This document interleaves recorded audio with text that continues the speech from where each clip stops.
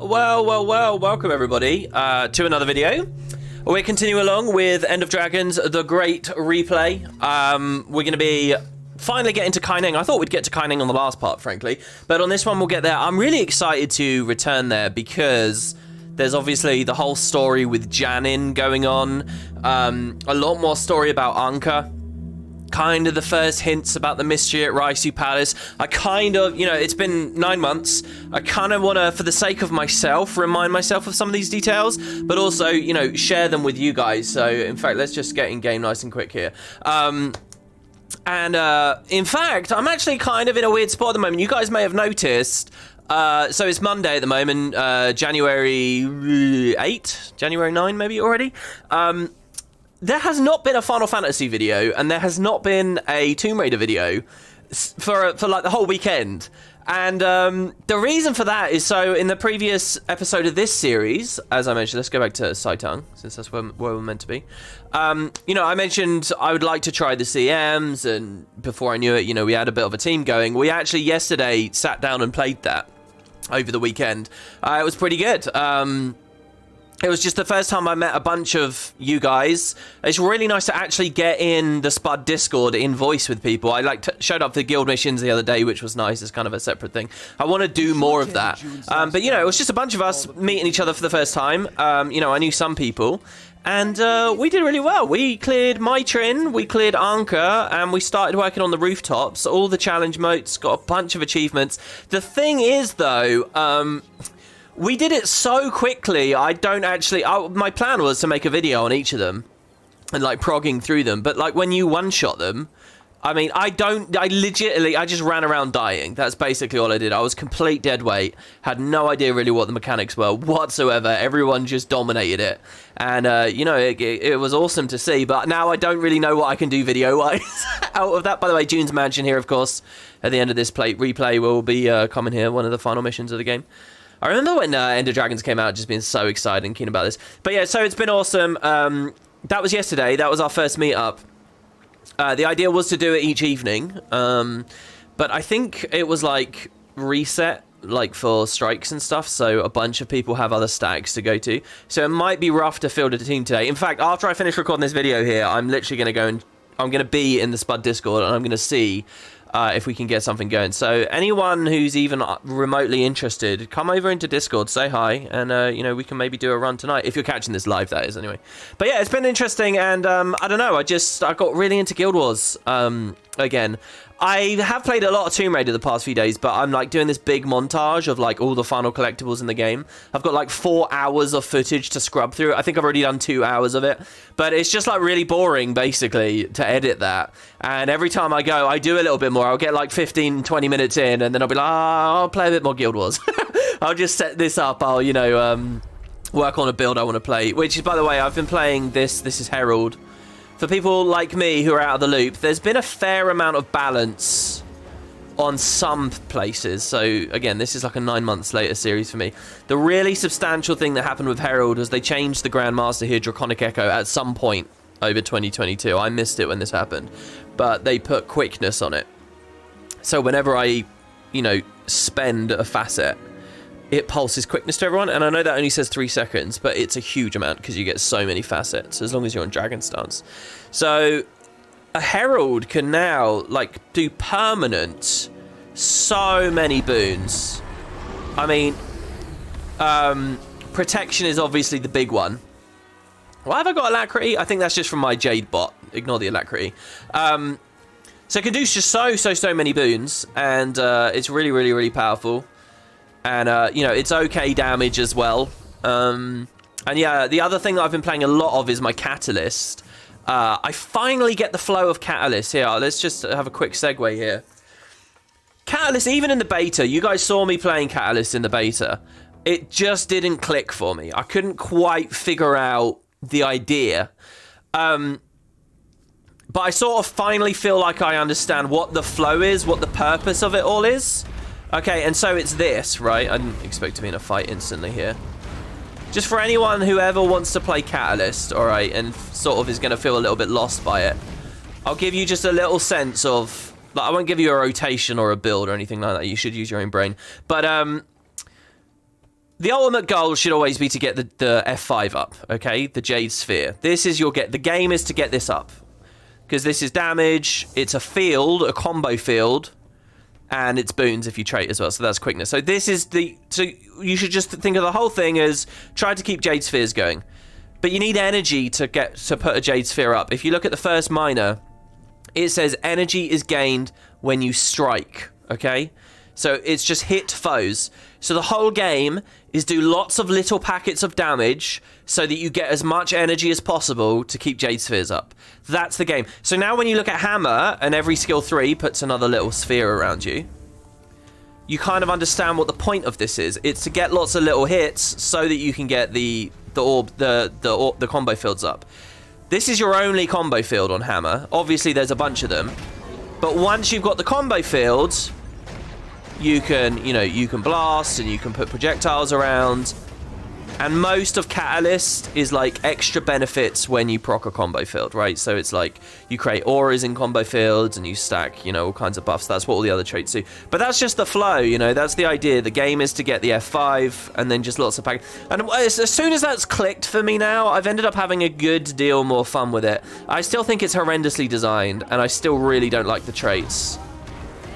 And I'm still generally a bit miserable about it all. But, I have been having more fun, at least finally, and I made Liz look a little bit like a pirate. So I don't know, it's nice to actually start clicking a bit more with the game, like the big issue for me this expansion has been the elite specs, and the fact that I never felt at home with nearly any of them, Harbinger I'm still a big fan of, at least in terms of not theme, but in terms of usability and stuff. I still think was pretty cool. But yeah, so I've just been playing a lot of Guild Wars, and it's that classic thing really where I start doing other stuff and then something drags me back and I'm suddenly really into the game. I've not played this hardly at all for so long, and just over this weekend I got really obsessed with it and ended up having a lot of fun. And so yeah, because I was doing strikes on my my rev here, I used the Arborstone Portal Scroll, which I have in one of these slots down here. Oh, is it this one? No, this is the Champion's Respite. I don't know why they gave this to me. When I last played PvP, you had to come high on a leaderboard to get this. And it was like a cool thing. It was like, this is an exclusive area or whatever. I guess they've just given it to everyone now, who's ever earned it. I don't know. But so apparently I have that permanent. But yeah, so I used the Arborstone Portal Scroll, so the Rev has kind of explored a little bit other places. I actually did a Dragon's End meta as well at one point this weekend and wondered a bit about Kaineng. But yeah, enough of all that. Let's get on with the story here. Technically, we shouldn't have travelled any further into Cantha yet. Just a quick recap. Obviously, we're getting travel permits so that we can head to the city where we suspect the Aetherblades are, and they've been doing things. That's about as far as it goes. Oh, and yeah, for builds as well, I have 3 builds set up. I have a Herald build, which is, pretty nice and strong at the moment. I have my Vindicator build with the Great Sword. Now, I've played a good bit more of this as well. And it is definitely really fun in Zergs. It is fun. The Sigil of Stamina is so fun. And then I put a Renegade build on. I'd love to have one of each, But I do not know what the hell to do on Renegade at the moment. It feels awful. Like, looking at all the traits and stuff, this is one of the, least fun rungs of traits I've looked at in a long time.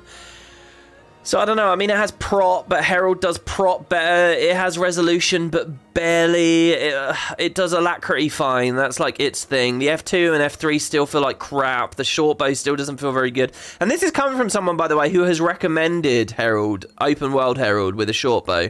It just doesn't feel impactful enough right now, and I don't know, it feels like a mess. It feels a bit forgotten, to be honest. That's how a friend of mine described it yesterday, and I kind of agree. But anyway, we'll do Vindicator, not Herald, because, it's new.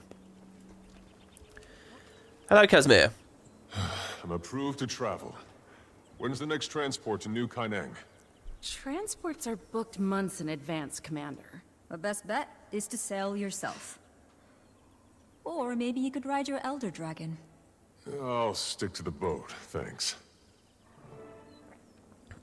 Be careful, WP. Don't let Guild Wars stop you expanding your channel. I mean, you know, there's very, very, very little interest in viewership on the other stuff I do. And people, whenever I do something else, they always say, where's the next Guild Wars thing, blah, blah, blah. So, you know, I as much as I totally believe what you're saying there, it's never going to be bad to do a Guild Wars video, right?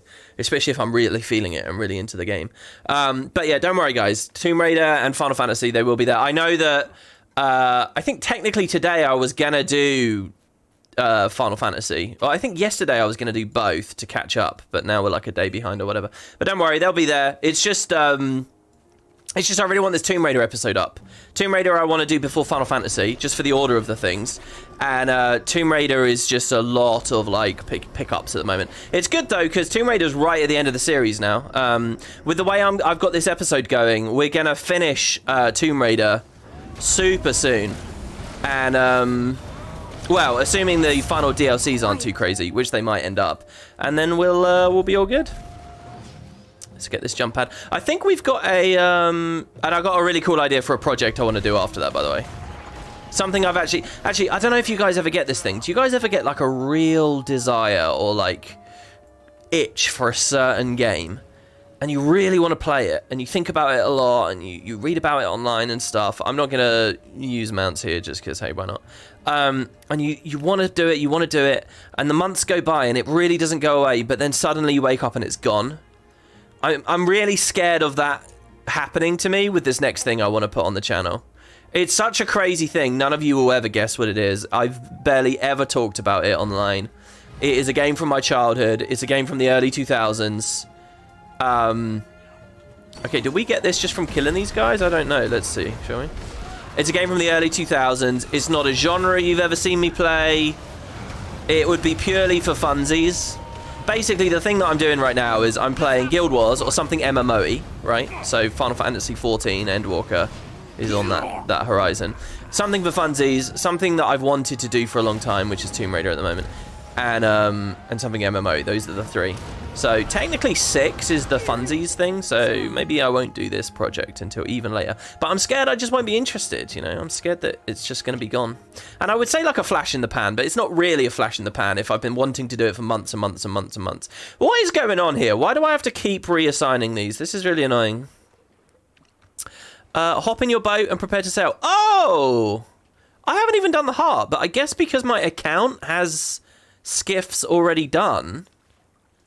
Gorik, I have a Oh, that's boat and cool. travel purpose. I guess.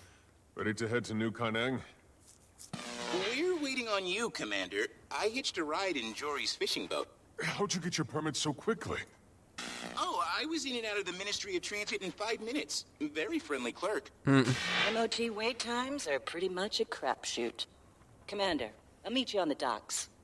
Oh, Commander. Navon would like to hitch a ride with you. She doesn't have her own transportation? I don't have all the details, but it'd be a really big help. For diplomacy. Okay, Ambassador Meade. For diplomacy. It's Bug Snacks. I don't know what Bug Snacks is. I love that thing there, by the way, that Gorik gets through so fast. And this scene is awesome with Navon here. On replay, now that we know, spoilers, it's Kunavang, right? It's really cool. And the fact you can dunk her in the water, I think it's going to be quite interesting. By the way, the graphics are a little bit weaker at the moment. I've just opted for higher frames, lower input latency, stuff like that. If I'm going to be doing these strikes, and I'm actually going to be like, you know, I don't want to be a drag on people. And I'm not going to turn them up now because I'll forget to turn them down again later. Business in Kaineng, and as we said, transports are booked months in advance. Thank you for being so accommodating. Happy to help. I don't mind the company. I guess the thing here is she's sort of... Do you think this is just a pretense, just a lie? Or something? She just kind of wants to get to know us? Very comfortable. I like to be close to the water. It's, inspiring. Good line, considering she's the champion of Suwon. What is she like? Wise and timeless? Filled with sage advice and deep thoughts. Maureen. Well, she's more like us than you might expect. She feels happiness and sadness. She feels loneliness and kinship. Though it's true that she's always trying to bear the weight of the whole world. Sounds a lot like you, Commander. Yeah, these scenes are really fascinating on replay. This is nice. Wish I could stay on the sea forever. Me too. Should I change course and take us to the unending ocean? Maybe another time. But, feel free to take the scenic route. This is interesting too, that they say that. That almost feels like a hint as to where the story might go later. I always find myself saying stuff like that and then thinking, probably nothing too deliberate. They probably write a line like that without any serious desire to follow up on a lot of them, but just knowing lorehounds will freak out. But I do like that thought that Kunavang will take us to the deep sea in the next season. It might be something to look at. Should we dunk her in the water? I don't think I did it on my original playthrough. I just love these sequences where we're on the boats with the NPCs. It's very good. In Spud Discord the other day, there was quite a good chat between people about the merits of taking mounts away. And, you know, there was someone who came into chat and said, no, they shouldn't take mounts away. People earned these mounts. They deserve the freedom, blah, blah, blah, blah, blah. People have the choice. There's this, I think, an incredibly naive, terrible argument. I could probably do a 40-minute discussion about it, frankly. There's this naive thing of, oh, players can choose not to do the most optimal thing, so therefore it's fine. I think that's a really bad idea. And naive, I think, is the perfect word for it. And so there was a bit of a chat. Obviously, I was a bit nervous because anyone who takes the devil's advocate, you know, in a community Discord like that, you know, that I don't want them to feel like the place is unfriendly or something to them. So, you know, I think there are merits to keeping all mounts and stuff. Anyway, these sequences here are kind of good because they are another way of forcing you to take those mounts away without people even really realizing. This is the nice scenic slow exploration, isn't it? Also, I wonder if we can go anywhere else scenic and she would talk to us. I'm not too sure, but this as well with the portal out in the water and you know, just a boat-to-boat transition. It's all very good. This is genuinely, this is a weird thing, but it's kind of a highlight to me of the expansion itself. I'm still not a very good skiff pilot, let me just say. As for the game, Putt saves the zoo, Frog Detective. I'll give you guys, it's not another Azuric playthrough.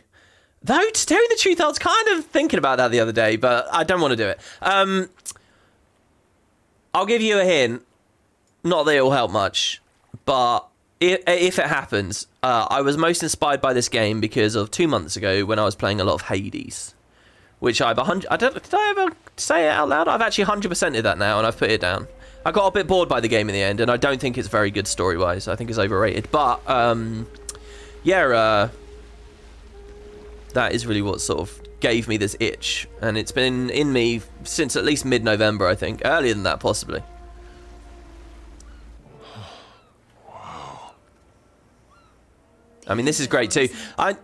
With this camera, it reminds me a bit of how we start Xingji, you know? I almost want some text in the middle of the screen saying Kaineng, you know? I think that's something that Guild Wars misses out on. You know, these nice, like, cinematic cameras, and then it says the map name would be so cool. I don't know if you guys remember, but there was an add-on for Guild Wars 2. I think I did, like, I don't think I did a dedicated video on it, but I think I did a stream on it. Could you not? With the yelling, or the talking, or the... Oh, it's Mai Trin. She's hungover. I can't remember. I think I just did a stream about it. But do you guys remember there was an add-on which meant, you know, like right now we are at Kaineng Docks. Can you see on the bottom right under my cursor here? It's very subtle. We're at Kaineng Docks. There is a Guild Wars, or was a Guild Wars add-on where when you move through these different areas, you know, like if we walk towards the power plant, it always changes on the minimap here, but it would have an overlay that printed it big in the middle of the screen and then moved it down. And it was the coolest thing. I really liked it. It added so much more just flavor to details that were already in the game. And that's the kind of stuff I love. I think, you know, if ArenaNet put the energy into writing lore or a bit of flavor or something, people should see it. And a lot of the times in the game they don't. It's very similar to like when I set up scrolling combat text so you could see enemy like skill icons and enemy skill names and stuff that you usually never get. I love all of that stuff. But yeah, I don't know. I doubt it's still working. Funnily enough, when I set Arc up here for my client, I had to like update a bunch of stuff. There used to be a Guild Wars project called the Guild Wars 2 Add-on Manager. And it was the best thing in the world. If you rewind the clock just 1 year, you'll hear me talking about it. any configuration of any number of add-ons that you want, easy installation, easy updating, just the best thing. I did videos about it, explain the whole thing. Really, really good project. It would automatically pull downloads off of people's public GitHubs and stuff. It was the best. It's like a dead project now. It's a dead project, and that makes me so sad. I managed to sort of wriggle my way through it, but I don't know. It's really, really unfortunate. So I think half that stuff might be falling away. I don't know. I have noticed just weird stuff seems to be dead with Guild Wars at the moment. Like the wiki's a big one too. I nearly made another video. Sorry, we're just sitting in the boat chatting here, but we will move in a second. I nearly made a video over the weekend on a tier list. You guys haven't seen me do a tier list for ages. And I just got inspired to do a tier list on the world maps, which is something I said to people like a year ago I wanted to do, right? So, like, let's rank Sandswept versus, you know, what is the best map of all time? What is the greatest map of all time? Now, if you guys know me, you know my answer is probably Jahai Bluffs. And I could talk a lot and justify that. What's the worst map of all time? Blah, blah, blah. And so anyway, I wanted to do a tier list. So I went to the wiki to get a list of all maps. Just list them out. And there is a wiki page called, like, region or zone. And I noticed on there, it had everything listed out. It had the Icebrood Saga maps. It had the Season 4 maps. It had Heart of Thorns. It had POF. It didn't have anything from Cantha. Cantha's a year old now. And like that, it's just little stuff. And it's like, oh, I would have thought someone would have updated this. It's just little things like that I feel like are signs the community's not as active or as interested. I don't know. Wiki is a big one where I do see it a lot now. It's like, it doesn't seem that the Cantha release captured people as much as other ones did. And I don't mean that to be judgmental or critiquing of anyone who contributes to the wiki, by the way. They have carried this community for years and years and years. Anyone who's ever contributed to the wiki, as far as I'm concerned, is fantastic. And, you know, I wouldn't blame anyone for stepping away. But yeah, just little things like that. And then seeing the add-on managers kind of dying, I don't know, it makes me a bit sad. That's what well, whatever, I won't get into whether this has been a good year or not for Guild Wars. Alright. There you go, Navan. We didn't dunk her in the end. So we won't get that dialogue later. Welcome to New Kaineng, Commander. This is incredible. Well, you'll get plenty of opportunities to explore. But right now, we're on the clock. June has a jade processing site nearby. Gork's there now, checking for any sign of the Aetherblades. I'll leave you all to your business. Good luck with the Sky Pirates. Well, thank you for the ride, Commander. Still trying to tune out those voices from the mists? It's not the voices. It's the grog. We should probably get you something to eat before we have to put you in front of people. Really? Should I prepare a filet mignon for the prisoner? That sounds swell. I'm sure we can find something. This was the last scene I enjoyed Mai Trin in this expansion. Well, I saw a noodle stand on the docks. I remember sort of still being quite into the story of her, like, drunkenness and stuff. Funny, you'll be fiend food. Aye, aye. But it was shortly after this scene I started to think she was just sort of sapping all the energy out, and they sort of made her a lot less interesting, this X-Pac. I think it was after this scene, but I still like this, and I still like Marjorie sort of grilling her. By the way, my FOV is much wider now again. Like, I've changed a few settings just because of this whole strikes thing. New Kaineng is really something. I remember when I first saw... Don't make small talk, Mai.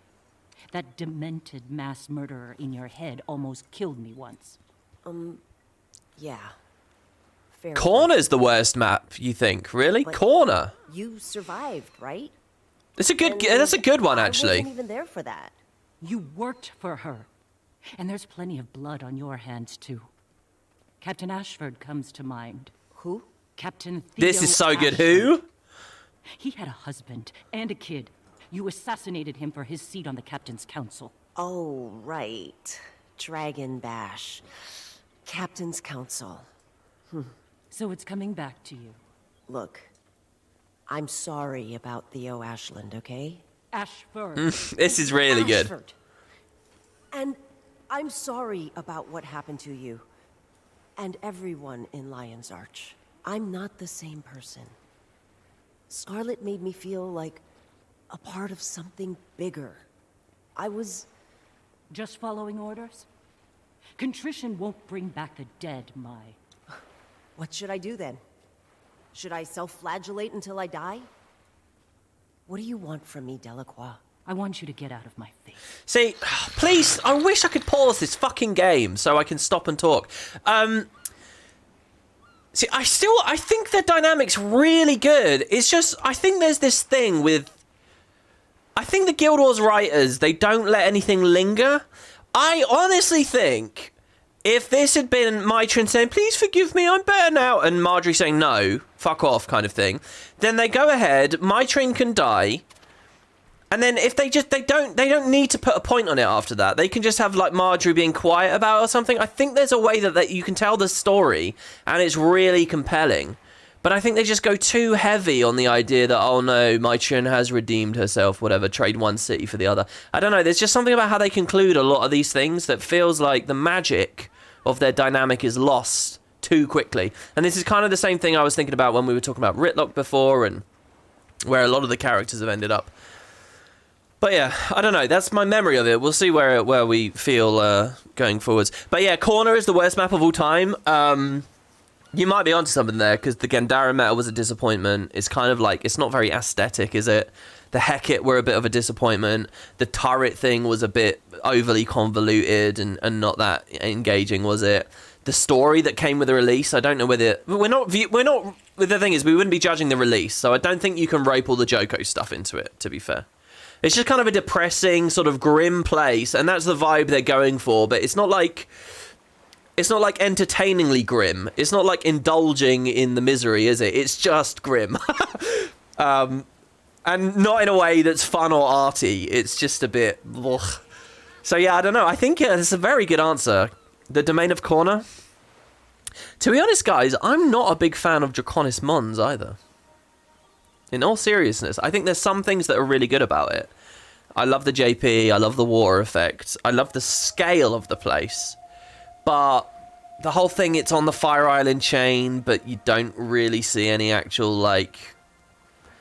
It's all underground and kind of... There's something about it that's a bit... And the exploration just feels a bit rough and just random mobs dotted around on giant rocks everywhere. There's something about Draconis Mons that I think is a bit tricky. I also think some of the Icebreed Saga ones I don't review that highly, but whatever. Anyway, this isn't that video. I'd love to see what other people think though in the comments here. Greetings, love to see a fresh face. What might I do for you? My friend here could use some noodles. Your friend, which, oh, Balthazar's flaming beard. I can smell the grog even over the sea air. Listen, noodles are good, but you want to fix her fast, you should order the Kaineng spicy bowl. I can't remember what I did on my first playthrough. Let's get the spicy bowl.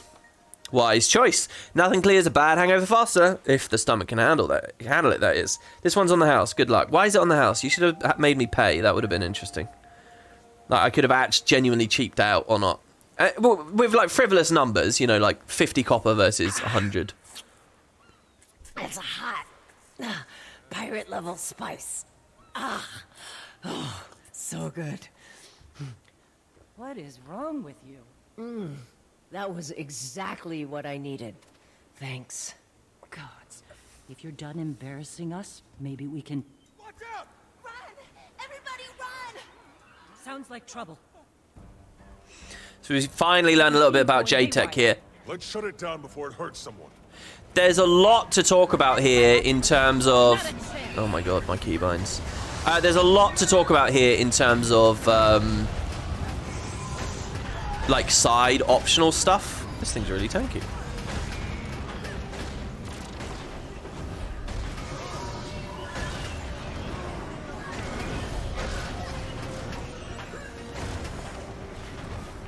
Am I supposed to do a mechanic here to weaken it? It just says it's malfunctioning. Oh my god, the slow pulse is hilarious. I don't really have a great ranged option on me here though. There we go. That was quite satisfying. Using Phantom's Onslaught with slow, seeing it swing around. Could have been more useful if I had my gun. Why didn't you unleash Miss Briar? I don't want to hurt anyone. I won't call her until I have her under control. I see. Excuse me.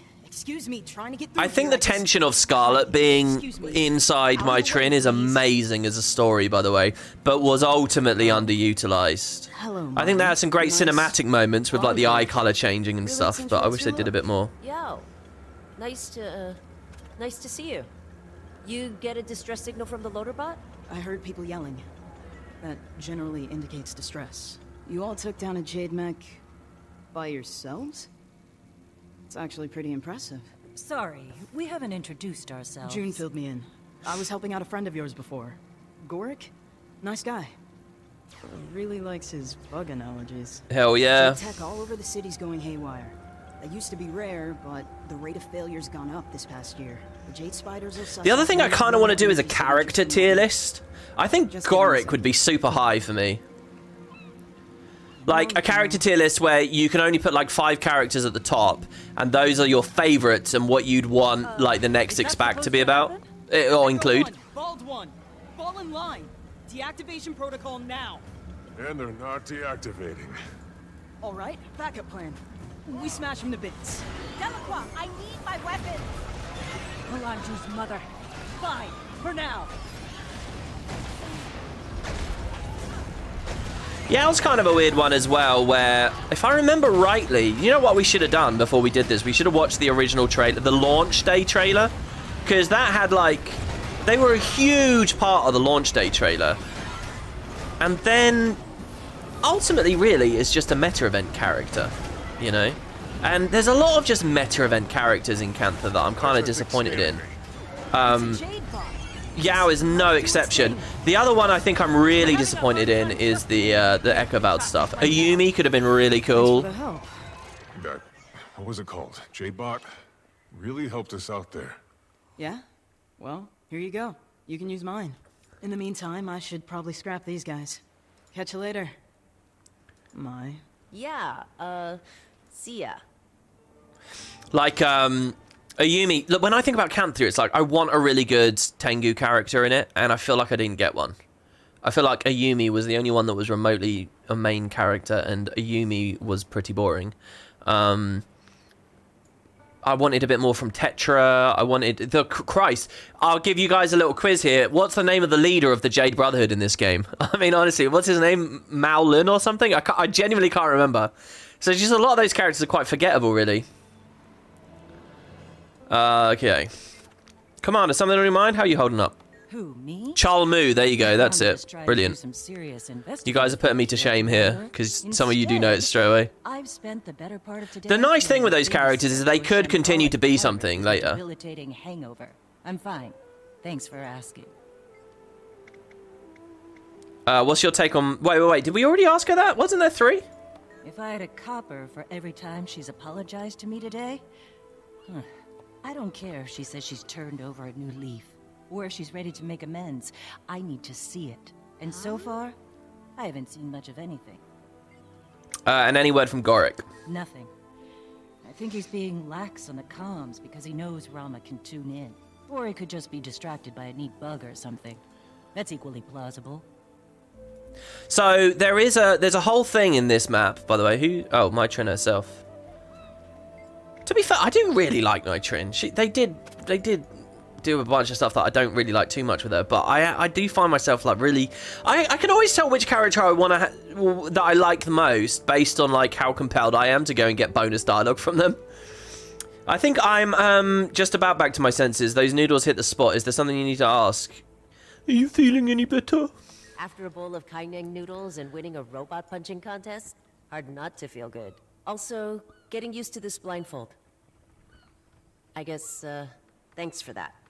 Yeah, we sorted her out. We got her blindfold, we got her noodles. What else does a piratical maniac need? I'm still not sure we can trust you, Mai. Yeah, well, I get it. Done some things I'd rather take back, but hey, you can't.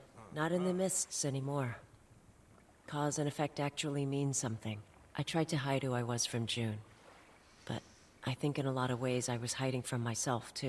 See, I get it. I wouldn't trust me either. There's too much of that kind of dialogue in this expansion. Oh, I was hiding from myself. You know, like kind of first world. you know, self-reflection therapy sessions. There's so much of that in it now, and I really don't like that kind of writing. I just don't, and I think it's all over this expansion. It's actually been all over Guild Wars 2 for a long time now, actually, I think, but it really kind of came to a head here, I think, in End of Dragons.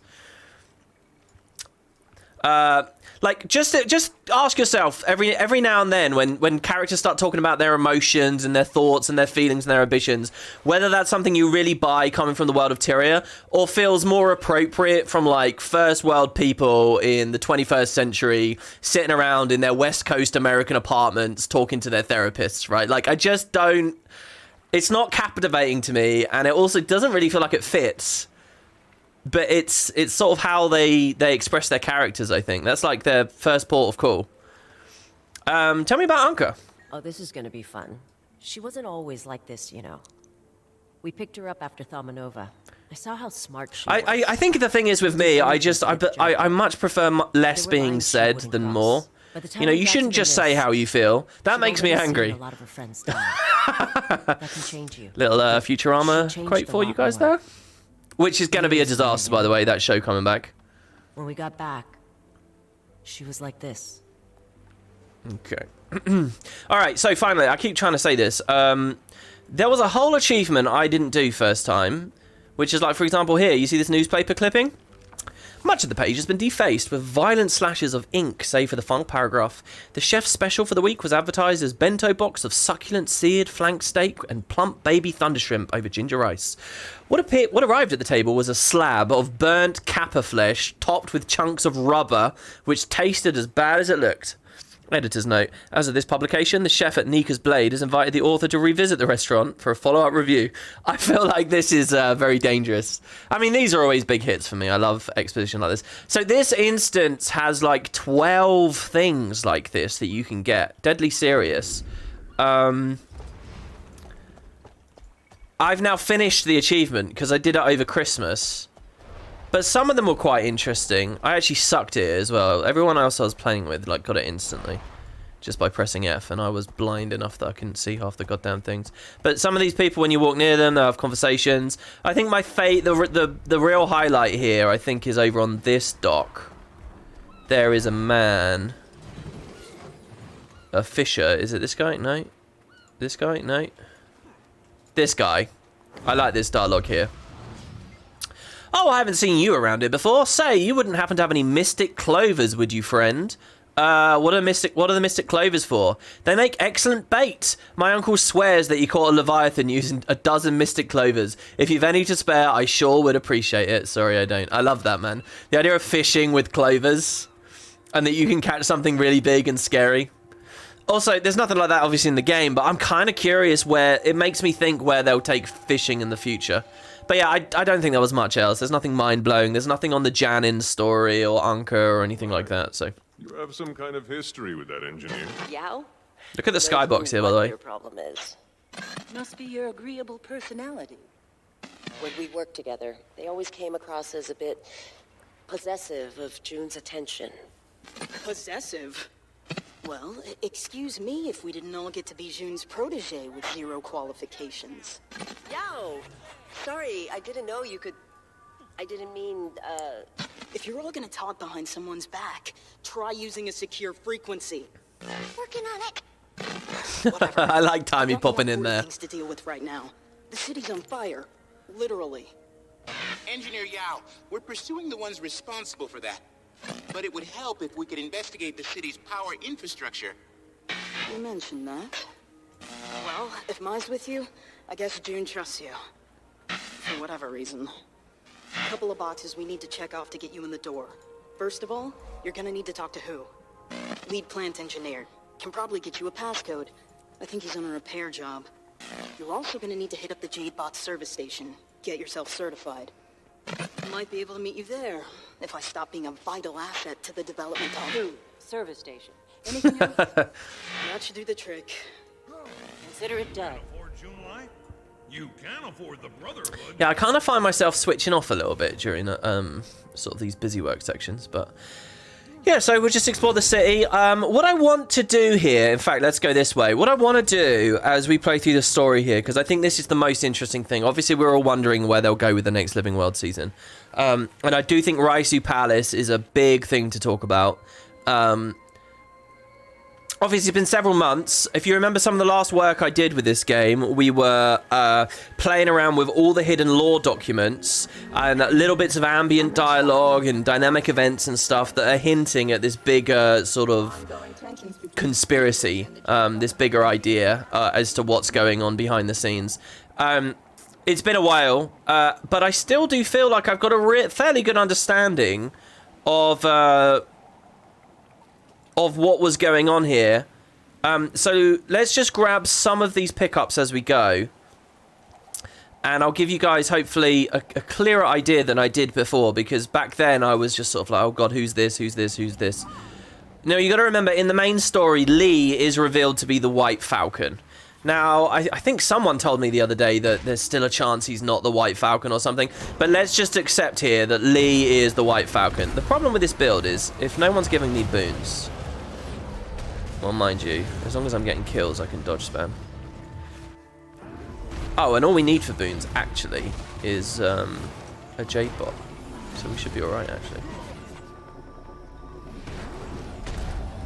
Okay, so for example here, Janin field notes. Now, let's note here that this is right near the exit of the Dragon Lab. Once you finish the... Sorry, it's there. Once you finish the Dragon Lab, you get thrown up here. So this is one of the first things you find out.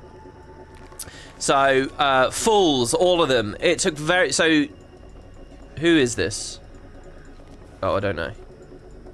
Fools, all of them. It took very little to force my way into their ranks. I pose as an innocent, lost in the ruins, scared and alone, so they brought me before their leader, Anka. Okay? Anka is a vile creature, but her instincts are as sharp as a knife. I told her I could help them trace the source of the corruption that has turned this land to carnage. I kept my identity secret, of course, since so many of their fleet are of soiled lineage. So this is a purist, okay? A purist infiltrated the Aetherblades. Anka took my offer with a smile and gave me a cot to sleep on. With their manpower and technology, we might be able to enter the cave and find whatever relic lies inside. Once we do, I'll take the object and flee. They won't suspect a thing. So basically, as far as I remember here, and I'll try to give you guys some of the other notes as this series goes along, Lee tells Janin to get this artifact so they can use it to bait risen attacks on the city and blow everyone up in the city. Anka wants it just to mess with dragon magics and become a more powerful harbinger, if I remember rightly. So a purist on the behest of Lee infiltrates the Aetherblades while they're hanging out, just waiting for June to get done with stuff, and they look for this artifact. And there is another document you find. Hopefully, I'll get to it very soon, where it becomes pretty clear that Anka just killed Janin, and later we'll find Janin dead in a dynamic event. Pretty sure that's the little story that's going on there. But yeah, whenever we find one of these little notes, I mean, basically what's been happening the past few days, over this weekend in particular, as I got a bit more into the game, is whenever I've been around here, I've read some of these lines of dialogue, and I've thought, oh, that makes a lot of sense. I sort of feel like I get the story now, which I didn't last year, so pretty happy with that. I don't really know what the state of the wiki is on all this stuff as well, by the way, but I keep telling myself I want to have a look at it at some point. Right, obviously we need to get up there for the jade pot. But let's, is there a waypoint at the entrance to the Dragon Lab? I don't think there is there? It's not necessarily. Reactor station, okay. That's a bit much for a sky scale, don't you guys think? Let's go to the Ministry Ward and travel up from that way. What's this in chat about the Norn being awkward? WP, do you play chess? Last year, actually, I did learn a bit of chess, and I was playing a bit. Because chess.com, it's free. Like, they have tutorials and things, which you spend money on, and like, funds the website. But aside from that, it's free. And, I was quite into it, to be honest. For a bit. I then played with an old friend that I used to play Guild Wars 2 PvP with, believe it or not. Years ago. Like a long time ago. This might have been 2 years back now, actually. Anyway, I met this guy for the first time in a while, and I was like, oh yeah, I'm playing chess. And he's like, oh, do you want to play? Or maybe I offered him to play me. And I thought, you know, I'm alright. I've been playing it for a few weeks now. I sort of get the basics. I can probably take out any novice. So this guy, who never in a million years would I have thought of as a chess player, he was like, yeah, alright, and he destroyed me. He made me feel so small and so stupid, it's unreal. He absolutely wiped the floor with me. And I don't think I played much much after that, really. I don't know, though. Sometimes I'll see something about chess online and I think, oh, I should just... Because I was in the habit of just playing a bit before bed. It's a very good game to just chill and play right before you fall asleep. Ah, thank you for stopping by. I've got a problem that I'm hoping you might be able to help me solve. Likewise, Yao sent me. I need a passcode to get into the power plant. Yao sent you. Well, if you want my passcode, you'll need to help me with my problem. My passcode is on this console. I need root access for the terminal, but when I put in diagnostic mode, it shorts out. The unstable parasitic thing appears. If you can take care of it. Is that the void? I can't remember actually what the idea of this is here. Oh wow, that broke the bar instantly. That's crazy. Was not expecting that. Oh, that other guy here must have contributed to that. There you go. Okay, I've taken care of the volatile spark. Yes, thank you. It is void, right? The idea is the dragon energy is already getting messed up a Now bit. you just need to head to the Jadebot service station. Get yourself up to industry standards. I'll explain when you get there. That's quite curious that that's a hero challenge and the story at the same time. Am I mistaken? Did I just do something really silly there? Hopefully the zip line takes us to the top now. Should be pretty clean and easy. Obviously, we didn't have the luxury of this on our first playthrough. The whole city exploration felt completely different. But I do like zip lines. They remain to this, you know, I'm talking, criticizing the game so hard here. The zip lines remain to this day one of my favorite things about End of Dragons.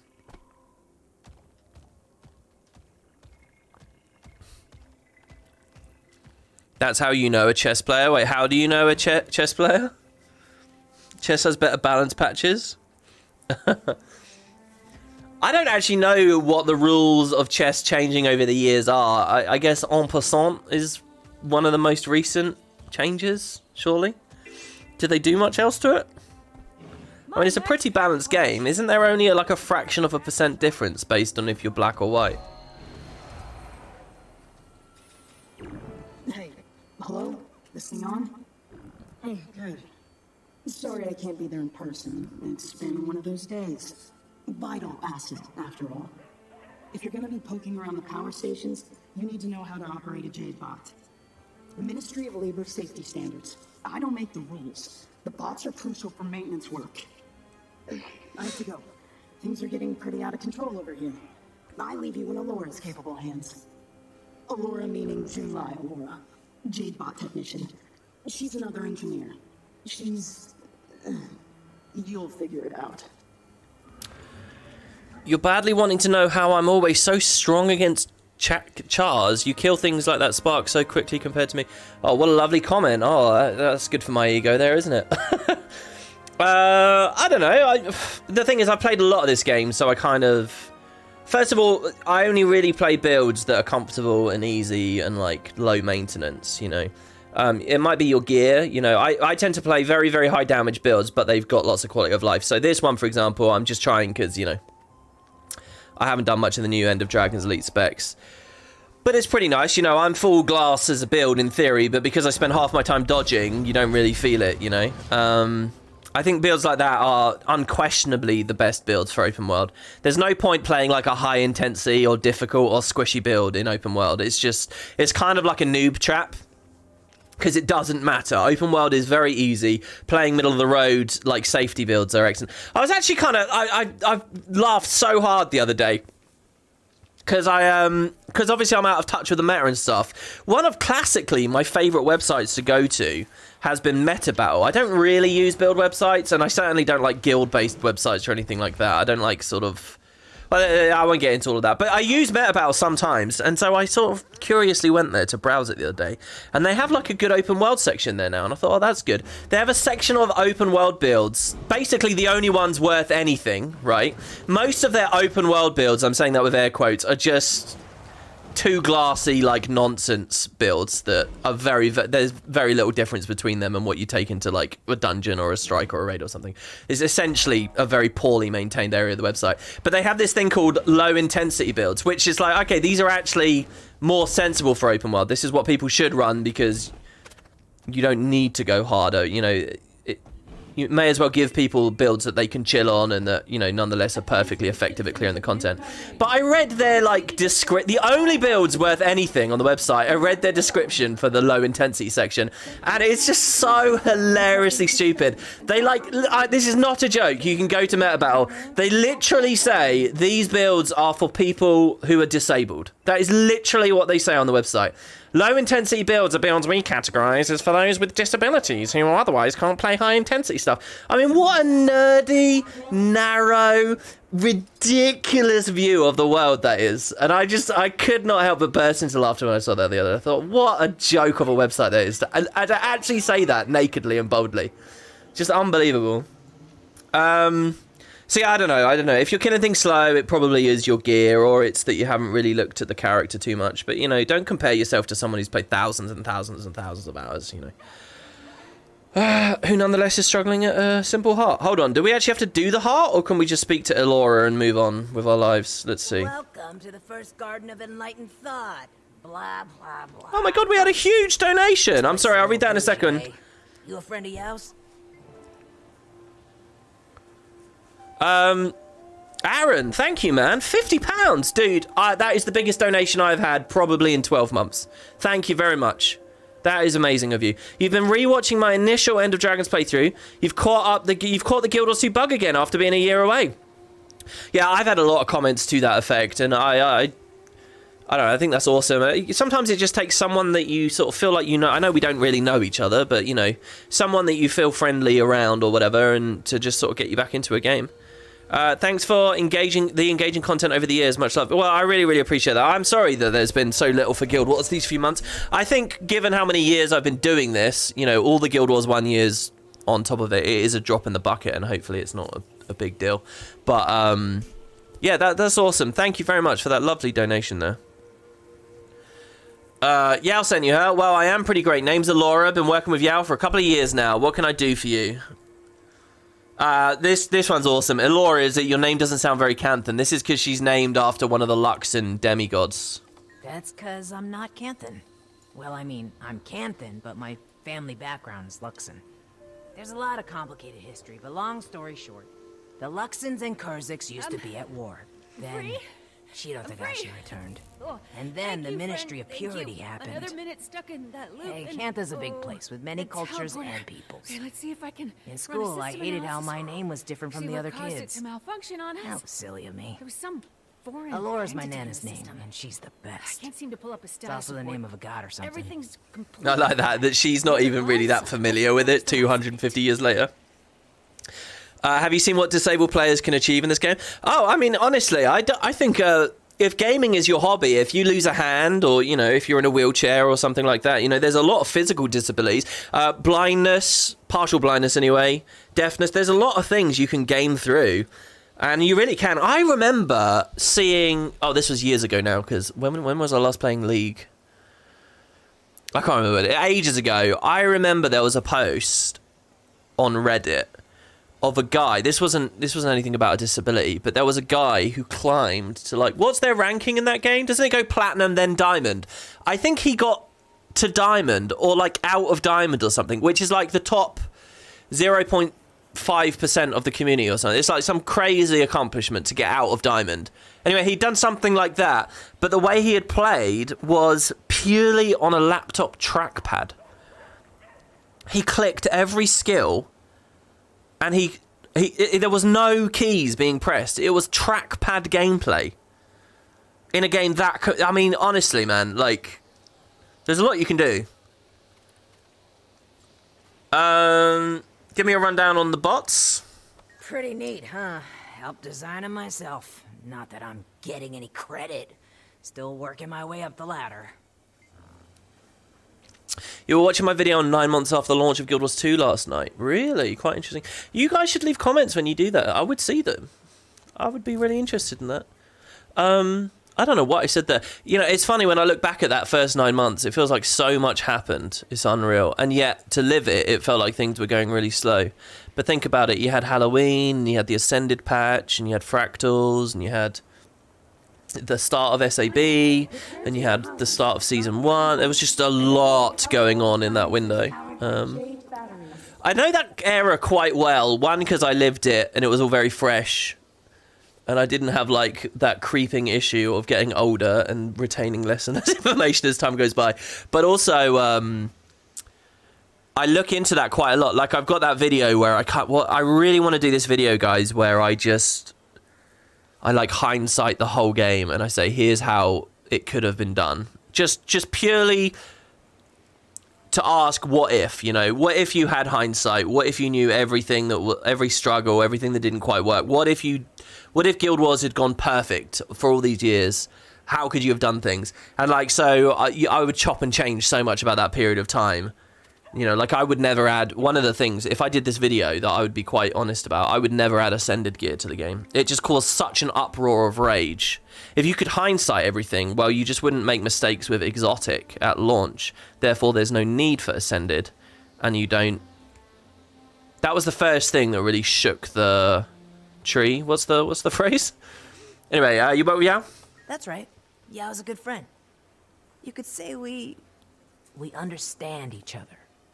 Yao took me under their wing. So it's so interesting now that I know this whole agender thing with Yao. Like, I never noticed before, but like they used the word there, you know, that pronoun instead of saying he. And it's so easy to just like miss. It's like when I was playing for FF10, you know, they let you name Tidus in that game. So therefore, in all the story, you never hear his name be voice acted. But it's totally natural, even though like that part of the language is completely missing. You don't realize it, and it's kind of a similar thing here, I think. Right, so test out the Jade Tech teleporters. Jade bots are great for power transfers. Charge one with More timey there. Hello, sir. These are an interesting part of the system, I think.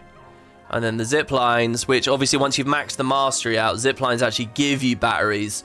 So technically, you can beat this heart once you have the mastery finished, just by spamming F. Broke the bow? Yeah, I don't know. There's something about shaking something. Quite horrendously, the thing that jumped to my mind there was shaking the baby. I'm pretty sure that's not the analogy we want to use. You still can't adjust to saying Tidus? Yeah, me neither, man. Me neither. I always feel weird, and like that's not right. But I don't know, a lot of times in my life I've had to just learn to do another pronunciation because people just will not let little things go. It's like, and Guild Wars has happened with me constantly, like Lysa, I used to call her Lysa, not Lissa, she was always Lysa, and it was Tyria. Basically all those Ys, my instinct from the south of the UK was actually to say a lot of that stuff very differently. But I kind of get the aggravation when people say things incorrectly, so to speak. It doesn't matter. It really doesn't. And I try to be open-minded about it. But, you know, like, my favorite really nails on a chalkboard one, right? Okay, guys, look at this here. Ready? Okay, I'm in my equipment. So we're looking at this greatsword, and it's got those upgrades on it. That's a superior sigil of the knight, right? And I have a superior sigil of stamina. So you got the sigils there, and then on my armor, I have this superior ruin of the scholar, you see? And there's a ruin of the scholar up here as well. I've actually got 6 ruins of the scholar.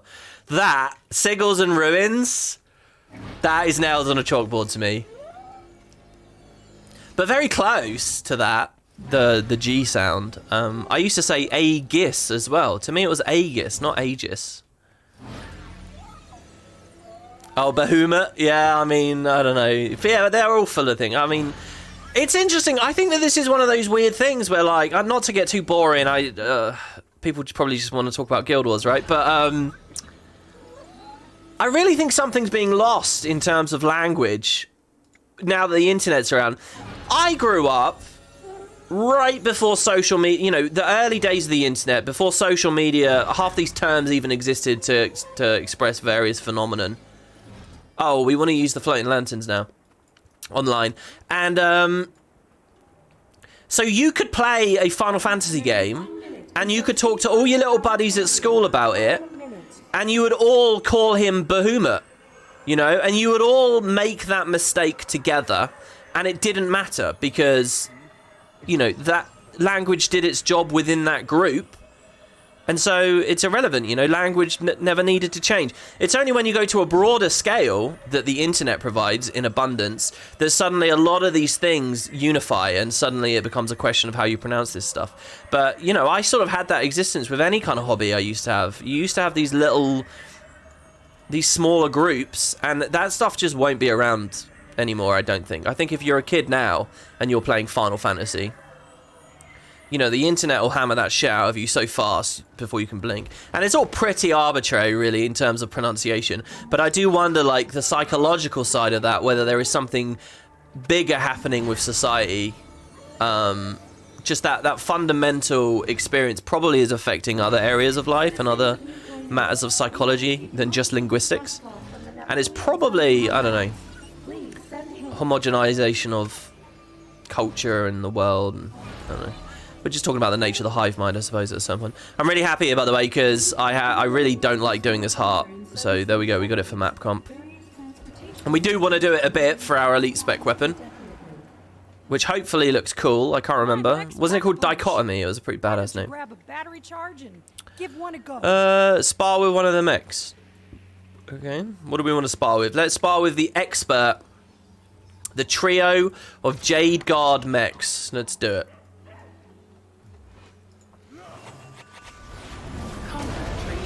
So, by the way, this episode isn't necessarily... Oh, God, he's dead already.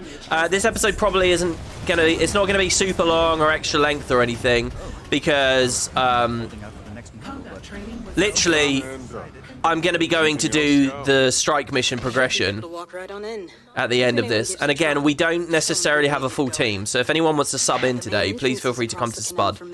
It will be going on in about an hour. You'll be free to talk shade about anyone you'd like in no time. Oh. Yao? Mai?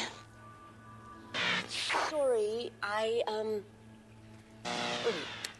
sorry if I did anything to... You're an amazing engineer.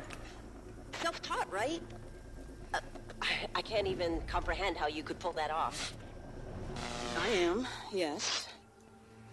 If June saw anything in me, she probably thinks the world of you. Just bad at saying it. Apology acknowledged. Just a friendly reminder that this is still... Ah, it's not working. I thought it'd be so cool to do a Vista during the dialogue. Wouldn't that be amazing? So here's a weird thing as well. Over the 9 months I wasn't playing this, I could have sworn that this statue was of both Suwon and Kunavang. But, of course, it's not. It's just Suwon. But this is obviously a great thing. This made very little sense to me when I first found this. Now it makes a lot more. Obviously, Ella McKay's dialogue here, classic. This right here is probably one of the biggest things of the entire game, hinting, most obvious things hinting at where we might go next. So, let's speak to her and see what she's got to say. That's impossible. I can't believe I was so wrong. Everything okay, Magister? Oh, great. I specifically stopped to have a look and see if we were getting attacked there. But it was just an ambient parrot. Alright.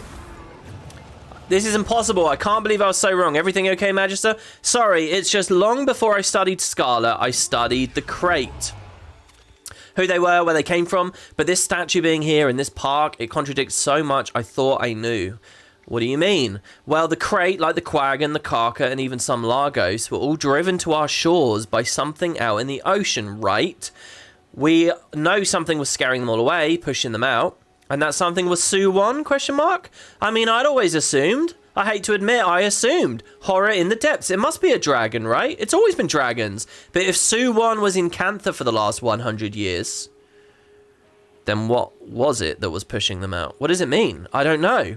All of that horror doesn't line up with when the Elder Dragon awakened. It lines up with, well, it lines up with when it left. I remember really struggling to wrap my head around that when I first read that. But it's very obvious. Okay, so the idea is Suwon's in the water, protecting, defending. Then when she leaves to come to Cantha, defends it from the tidal wave, which is what this depicts. When Suwon leaves, some creeping, monstrous, scary thing capable of displacing huge civilizations of underwater denizens, the Quaggan, the Crate, the Lagos, the Karka, they all get pushed out. They're all fleeing now. What was it Suwon held at bay, but now is roaming? And now that at the end of the expansion, Suwon is dead, what is it in the water? What is this thing? Combine that with the Navan line a second ago, where she said maybe we'll go out into the deep sea one day. Very much feels like, you know, people expected this expansion to be the deep sea expansion, but that's still very much on the cards. The real creature of the depths, the monster of the depths, this expansion is revealed is not an Elder Dragon. It's something else, and it's very much there in the lore. It's a very exciting prospect, and it could be either the next expansion, or it could be, dodging there would have been so good. We wouldn't have been CC'd, and we would have got our modifiers up. Or it could be, the season itself. It could be the season or it could be the expansion. Who knows? Right, so we're going to enter the power plant. I've still got a bunch of these Breath of the Wild things to do, by the way. I don't quite know why that procs just by picking a boulder up, but yeah. Oh, nice. I got my next statuette. I mean, look at this. This is a good sign of how little of the game I've played. That I don't even have this finished. I mean, it only gives us some scraps of mastery, but hey. Be nice to get those finished. I actually still have mastery points from the Icebrood Saga. I have a fractal mastery point because I haven't done I think it's Kadim 2 CM, and I've got an Icebrood Saga one. I've got 2 of them. No, that's End of Dragons. I've got 3 of them. All from Dragonstorm. What a surprise. The low light.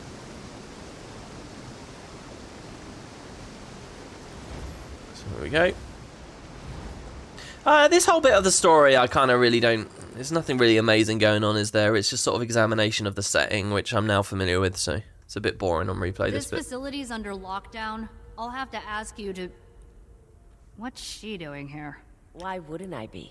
I just assumed you'd be busy cavorting with your gang of vicious sky pirates. Wow, that got around fast. It's called Hollow News. Travels at the speed of light. Okay, look, we actually had permission to be here. Engineer Hu should have already sent word. Is that so?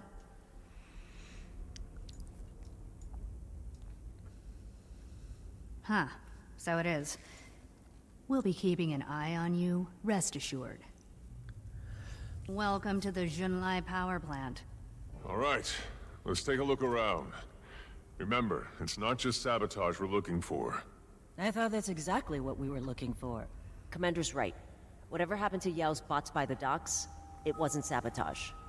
I think it might have something to do with Detective Rama and his big dumb hat. You hear that, Rama? I just accused your hat of high treason. What do you have to say about that? It worked. Commander, I am pleased to say I have officially encrypted our comms network. Next on my list, boosting our signal range to continental Tyria. Glad to hear it. So, do you really know why Jade Tech is turning on everyone? Or were you just testing the comms? Only theories, but there's one thing they all have in common. Their power source. We'll head up to the control room. See what we can dig up. Sorry, Soulcaster said, WP, what on the HUD below the quest window in the upper right? I don't have anything in the upper right. I assume you mean this. I'd call that like the middle of the screen, I guess. This is just arc DPS, so like if I was in a party or a squad, it would have 10 player names there. Right now it's just mine. So the leftmost column is damage done, so I did 12,000 damage a second in that last fight. The middle row is damage taken, so I didn't get hit in the last fight, it's 0. And then the third row is break bar damage that I did, and I did 0 in that last fight because there wasn't a break bar. Or I just hit them through it, because it doesn't really matter. But yeah, it's just arc DPS, that's just how I've got it set up at the moment. I had sort of a more complicated thing going on before, but it didn't look that clean or whatever, so... yeah, I just I just kept it fairly simple here. The three columns I think is fine. Oh, and the thing about my mini-map, oh, I've just messed up there. I wanted to do this whole series and not talk about it, but there you go. I've ruined it now. It's just a world comp reward. Someone might remember once, long ago, when I started playing FF14, I had an add-on on which changed all the game's text to like uwu text and like kitty cat text.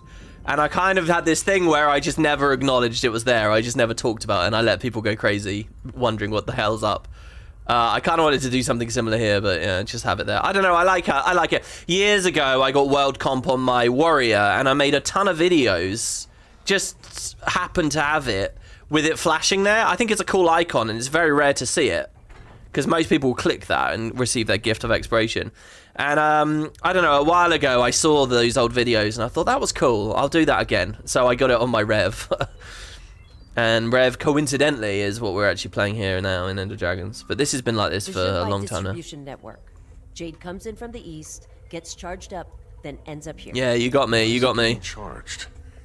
If there's an issue with the power source, that's where we should start. June is awfully cagey about that step.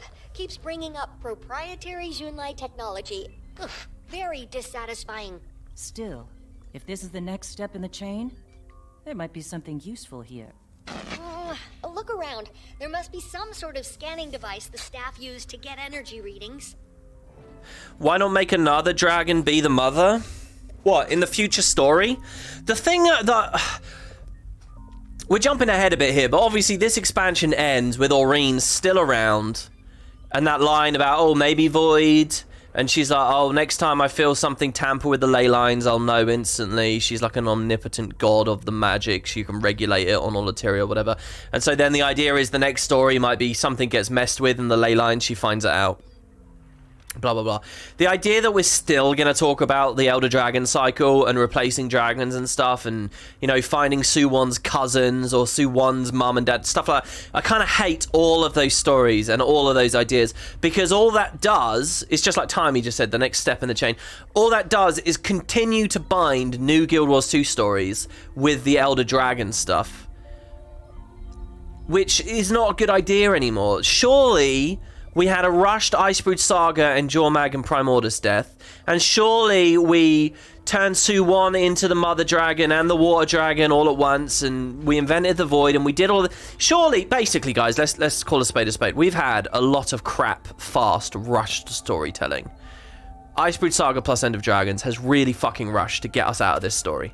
We've had all of that rushed to hell to get us out of this so that they can tell new stories on new ideas that they're more passionate about or something.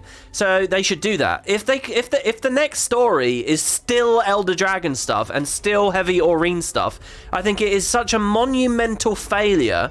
It's like, well, why did we rush the earlier stuff if we're still mired in this bog, you know? I didn't think it was a bog, by the way, but clearly they thought it was on some level. So I would really hate that. I think you've botched it now. You fucked with what Guild Wars 1 was setting up and everything. So at least rip the band-aid off. Just get us somewhere new. Just please.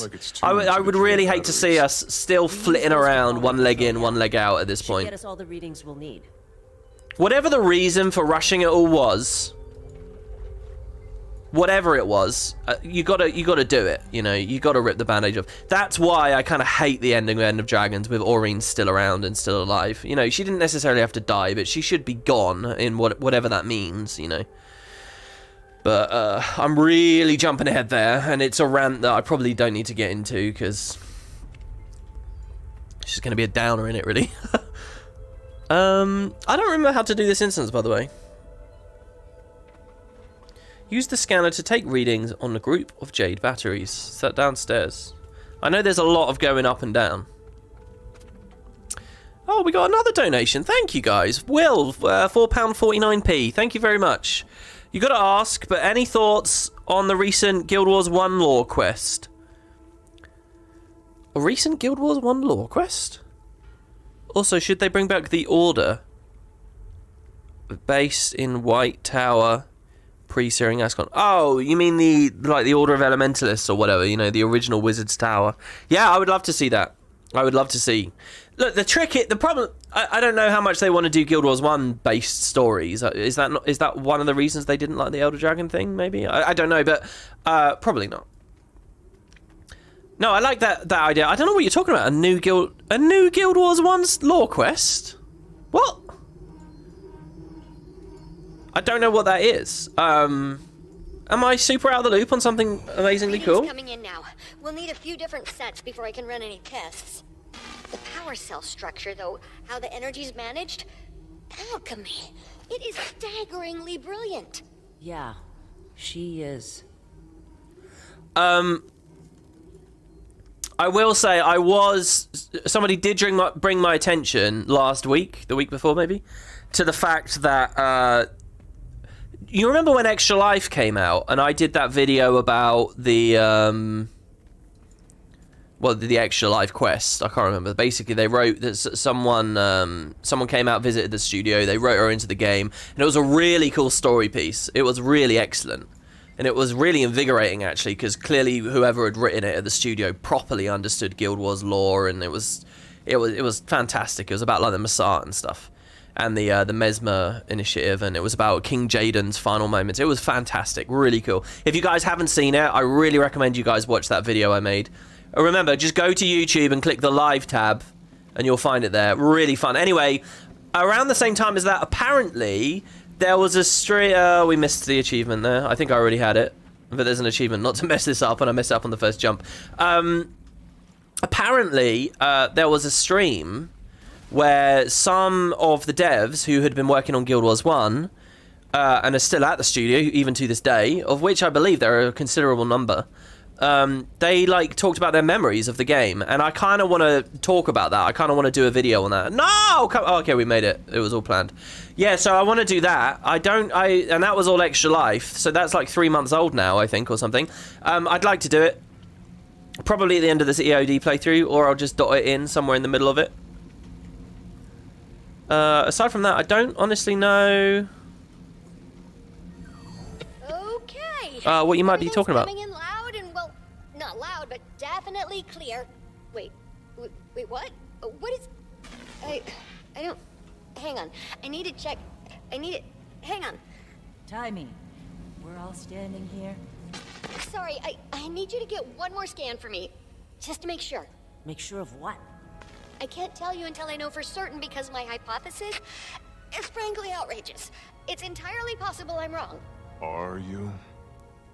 No, not a chance. We'll get you that scan as soon as possible. WP, would you ever do a account tour? I saw your comment on another video. Yeah, I might do one, and it might be at the Hall of Monuments. I'm not that interested in it, though, to be honest. Oh, well, she's actually pretty busy right now. I could pass along a message. No, that's okay. Thanks. Improving my account at this point and doing tours, I think it comes down to like Black Lion stuff, and I sort of look back at how much I was doing a lot of that stuff, and I really look at it as just the most pointless waste of time. I would rather spend my life sort of playing other games and getting a bit more rounded and having other experiences than grinding away in this MMO trying to get as much Black Lion shit as possible. Do you know what I mean? This'll probably take a little longer. I think that's pretty sad and pathetic, to be honest, and I'm a bit embarrassed at how long I've spent doing that. So I don't think you'll ever really see another account tour from me. You'll need to find the junction boxes and reset them manually. Easy enough. We'll just... Jade Sparks! At least this time there aren't any mechs nearby for them to possess. But never say never. You never know. I mean, maybe. I mean, it's not like I have very impressive AP at this point. You know, I'd have to put a lot of work in there. And I think a lot of people don't understand how impressive high AP totals are and stuff. So, I don't know. But I might do it. I think I did them bi-yearly, didn't I? And I think that this year would have been the next one. But obviously, wasn't really playing. That was nothing. Let me guess. You want to tell her how sorry you are. How you screwed up. And that you'll do anything to make it up to her? Wow. Detective Delacroix's famous powers of deduction. Truth is, I don't know if I can make it up to June. See this? She's not the forgiving type. Oh, I wasn't even paying attention. I think it was this, wasn't it? Alright, we finish it. Yeah, it's about here. I think this is exactly when I made that comment on my first playthrough as well, wasn't it? Where I said, man, Mai Trin's really sucking the air out of the room. This whole thing, I can't make it up to June, blah, blah, blah. I don't know, I'm completely uninterested.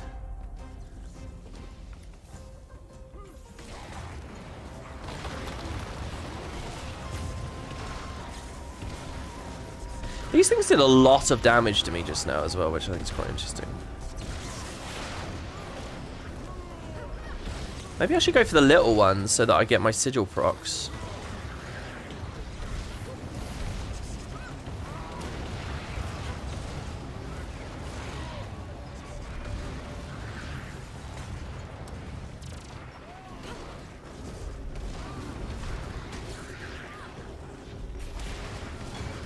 Not quite sure what they're doing to me here, really. These J-Tech malfunctions, I have to say, not really Anka's style. She has a style. Well, Scarlet inspired a lot of people. She inspired me. I know you think she's a goddamn murderer. That's a good line, though. But she stood up to Mordremoth the only way she knew how. At least, that's how she started. Democratization through chaos. That was Scarlet's style. And now it's Anka's. I really like all this as well. I love how they tie that Scarlet stuff in. That's totally buyable. I think it's perfectly earned. And it really, really does help me sort of understand a bit better how the Aetherblades would get roped into Scarlet and then an Anka too. And the similarities there. There's this big thing of nihilism as well between them. And I think that's interesting to see. As a similarity between Anka and Scarlet.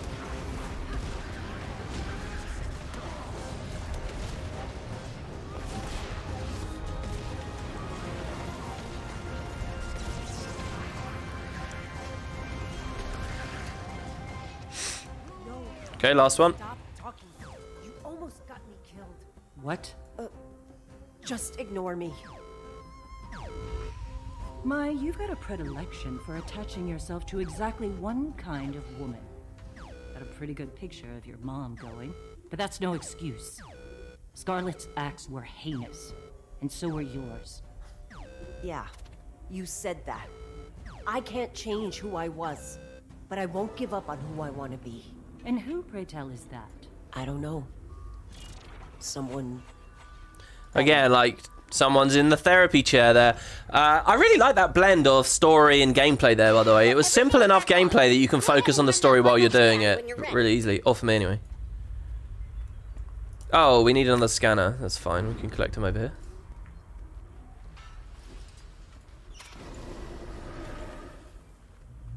Commander just scanned the last battery, Timey. What do you got?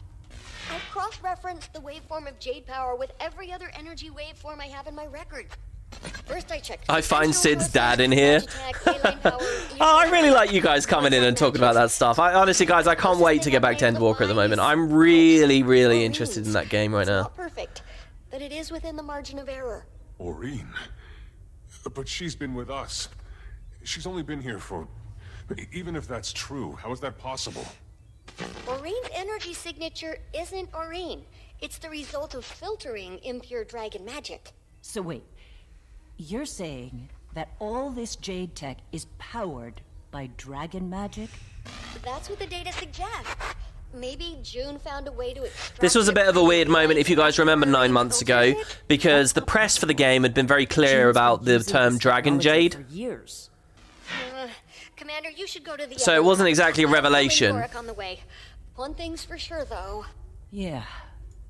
This just got a whole lot more complicated.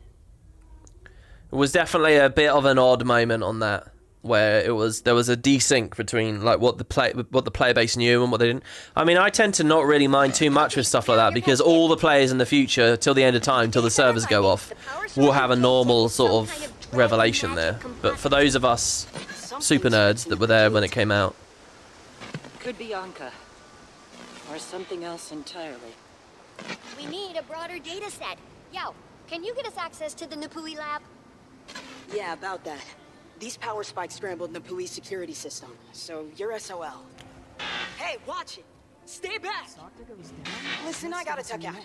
Jade Loader's about to decapitate a bystander. Good luck. Will again. Oh, sorry. Right. Thanks for the update, Yao. Guess we wait until they sort out this whole security mess? We don't have time for that. The Aetherblades can be responsible for all of this. Give our Kaineng noodles I might have something that can his help. own recipe. Commander, meet me at my apartment, south of Cobble Ward. Yeah, this apartment scene's an interest. I liked this bit, this analysis of Mai Trin. I think because it's a little bit more subtle, you know. It's a little bit hands off the lever a bit. Okay, Will says, another £4. Thank you very much. This needed a line from a fellow Asura, Timey, about how they liked Scarlet initially. Seems that was missed so much. Maybe. I think that would have slotted in quite well there. Yeah, you know, like, Timey empathizes and says, you know what, I really liked Scarlet for a while too. Don't feel too bad. Or something like that. I think that would have been an okay inclusion.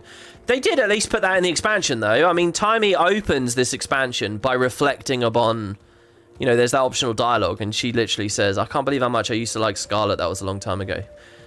So it is in the expansion, just not quite at that exact spot. Anyway, I'm coming back up here for a good reason. One's map comp, but the other is I've got another note I really want you guys to see, that I actually think illustrates the story in the background of the city really easily and really comfortably. And I sort of found these back to back. And I thought, wow, that's so perfect. I've got to show people these two. We just need to come up here. I wanted to get it when we did the heart, but I forgot about it. We were too distracted ranting about Christ knows what. Security is incompetent, if not entirely ignorant. I believe it was... Oh, God, am I wrong? I think I'm wrong. It's not here. One of these rooftops up here has the moment that Minister Lee tells Janin to go to the Aetherblades. And he explains his whole logic for it and everything. It's just when you first read it, if you don't know who White Falcon is, it's kind of a bit coded and a bit tricky to sort of... Here you go, look, check this out. Orders from White Falcon, okay? This one first. Red Orchid, who is Janin. I would like you to venture into Old Kaineng. Pick up where Akma left off. I don't know who Akma is. I guess some other fodder.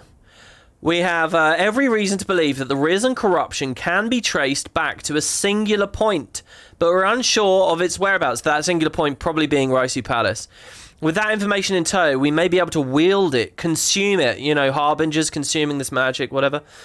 There may be a way, may we find a way into Raisu Palace and release whatever malady hides inside into the rest of New Kaineng. Let it rip them apart so we can rebuild. Now consider that this is Minister Lee saying this. It's crazy, right?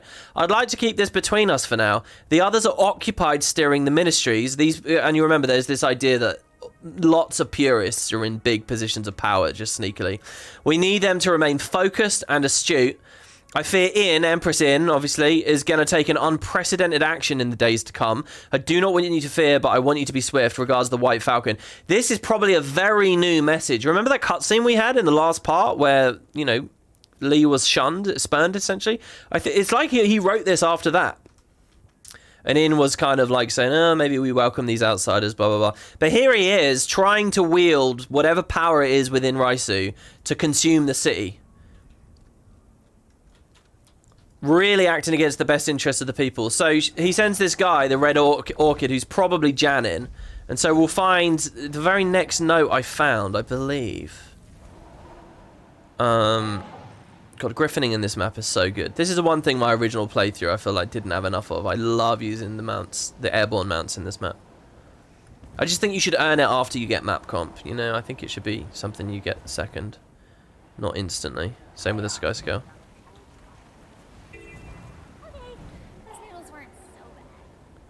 Anyway, that kind of worked out perfectly somehow. We're outside her apartment now. I'm here, Mai. Are you going to invite me in, or...? I'd love to, but apparently my shutter doors are being...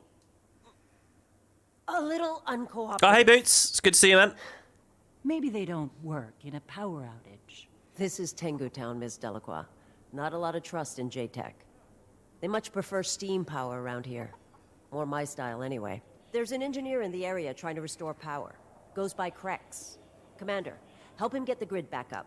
Aye, aye, Captain. I love this idea of Tengu Town. I feel like we don't get to explore a lot of these places well enough. It's kind of like the Path of Fire thing where we never really went back to the Desolation, and I feel like it had so much more to give, especially the Bone Palace. If I have any hope about Season 6, it's that it's not all just forging onto a new map. I would love them to integrate as much story as possible into the previous locations and like really help build upon the foundation that the expansion laid. Not only do I think, hopefully, that's more efficient and easy to dev because there's less new crap that they're pummeling in the game, but also I think it just gets people more value out of the X-Pack itself. You know, that way we can have longer story episodes. I don't know. But, wait, what? We need to speak with Krex to get... Oh, yeah, this is where we learn the raptor thing, isn't it? If I remember rightly. Like, I feel like I didn't get enough out of this here. I love the thought of these guys, you know, they prefer Steam. If the story is going to go that Jade Tech is going to fall apart now because of Aurene, and it's going to be the people of Cantha versus Aurene because their power is breaking because it was dragon. You know, if that's the story, which I think is very likely for the next season, that puts Tengu Town into a very cool place, doesn't it? Where they're not so reliant on Jade Tech in the first place, and now they actually come out of it quite well. And there could be good reason to chill out with these guys. How's this work again? We're delivering the pressurized canisters, but to who? I just remember running up and hitting the vents, to be honest. I don't remember doing too much else. Obviously getting all the little bots there and the batteries is good. Oh. Some of the power's back. She'll need a little more juice. Seriously, I don't remember running supplies to these. I remember attacking these to like kick them to get them working. Because I'm just totally mistaken about that. By the way, the Dreadnought Raptor is still clearly the best Raptor. Look at this Raptor. He's so good. Easily my favorite, especially for any kind of heavy armor character or like a big bulky character. Oh. The material just looks so good on it. Honestly, I don't know what else they've really done. I think one of the last things I saw before I stopped playing was when they added like all those bird springers. But I didn't really pay much attention to them until this Christmas. I don't know what else they've done in terms of mount skins. And skimmers, I assume that they've completely ignored because, you know, skiffs. Right, we could go back to our apartment or we could finish this heart. But the thing, don't worry about finishing the heart. I'll just do that off screen sometime. You hate what they did to Zodja? Shoved her to the side and forgotten? Her mentor died by a dragon, but she and Snaff got 0 mentions? Well, Snaff was in the story, so I don't think that that's exactly fair. Oh, you mean here? You mean in End of Dragons? I don't think it's right to hate what they did with Zodja. I think you're just premature with that opinion. I mean, look, you might regret that she wasn't around more. Specifically the Kraukatoric fight. Like, that really feels like, man, Zodja should have been a part of that story. But you see that they've built something more now, you know? They've built this really amazing point of intrigue. That is an excellent mystery. It's such a fascinating question mark, you know? I kind of love Zodja at the moment now. It's gone on so long that it's like this fascinating thing. What possibly can she have been up to? You know, and assuming they have a good answer for it, which I have faith that they'll do something decent. I'm delighted by that mystery, I think. It's not the direction I would have expected them to go. And sure, some of it's probably born out of real-world considerations and tricks.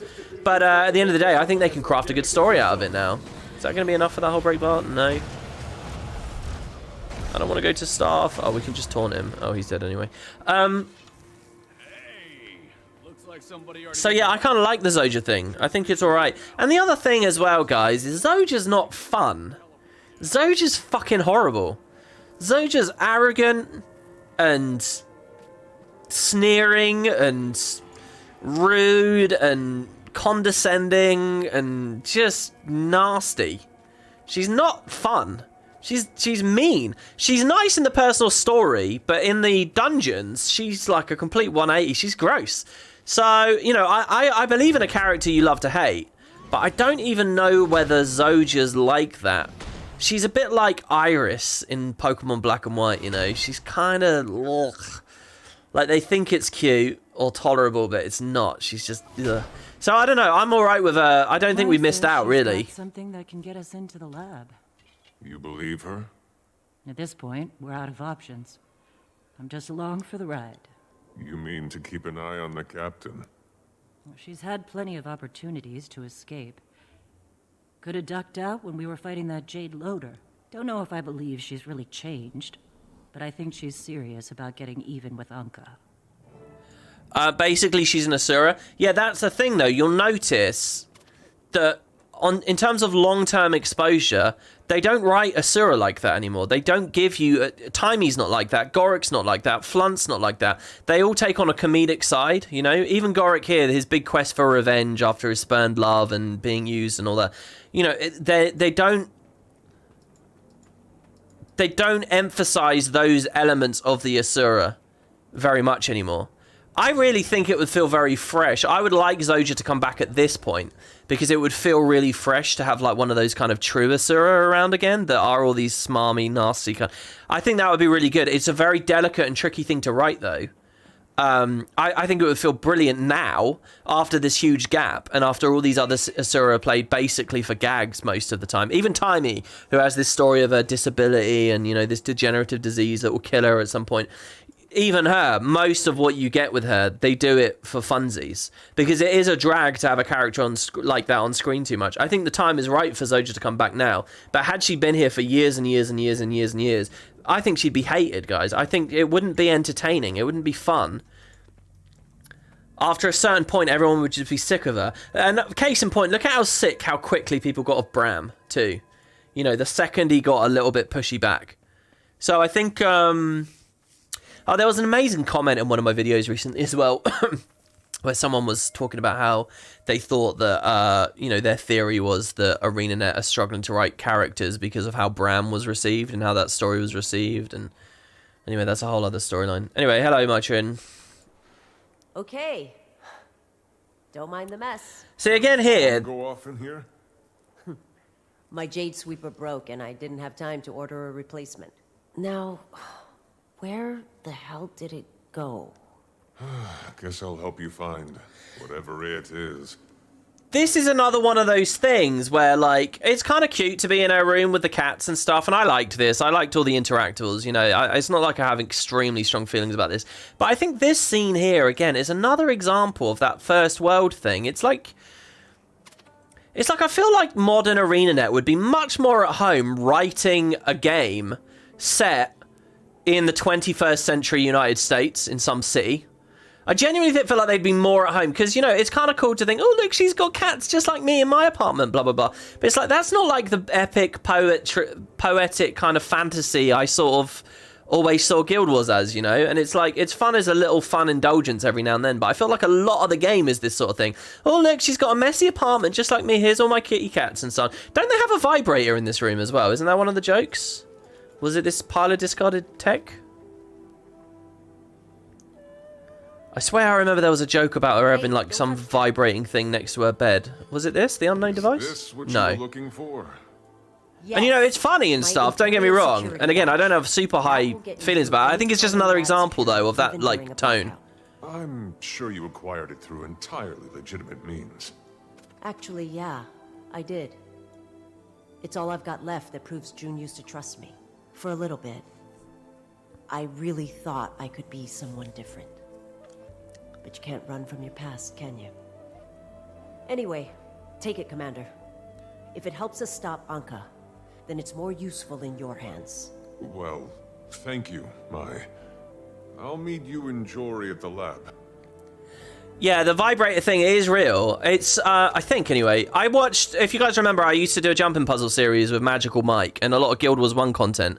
He's got a review on End of Dragons. If you go to his channel, and on his review of End of Dragons, I don't want to put words in his mouth, but in his review, he's got a bit in his review where he says the tone of End of Dragons felt a bit weird to him because it felt like a big corporation saying, hello, fellow kids, you know, like, and I think he put that image of that guy, that old man acting as a teenager or something, holding a skateboard. I can't remember what movie it's from.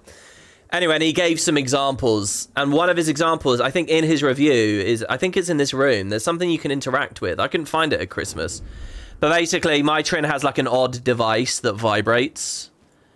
And when you pick it up, she's like, don't touch that, or something like that. I swear it was in this room.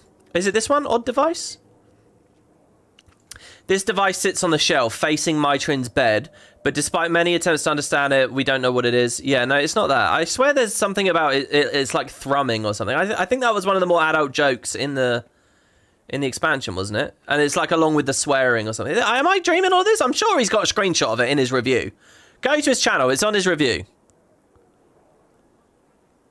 I don't know. At Christmas, I interacted with all of these and I couldn't find it. So I didn't know whether they took it out because they thought it was a bit too adult, you know?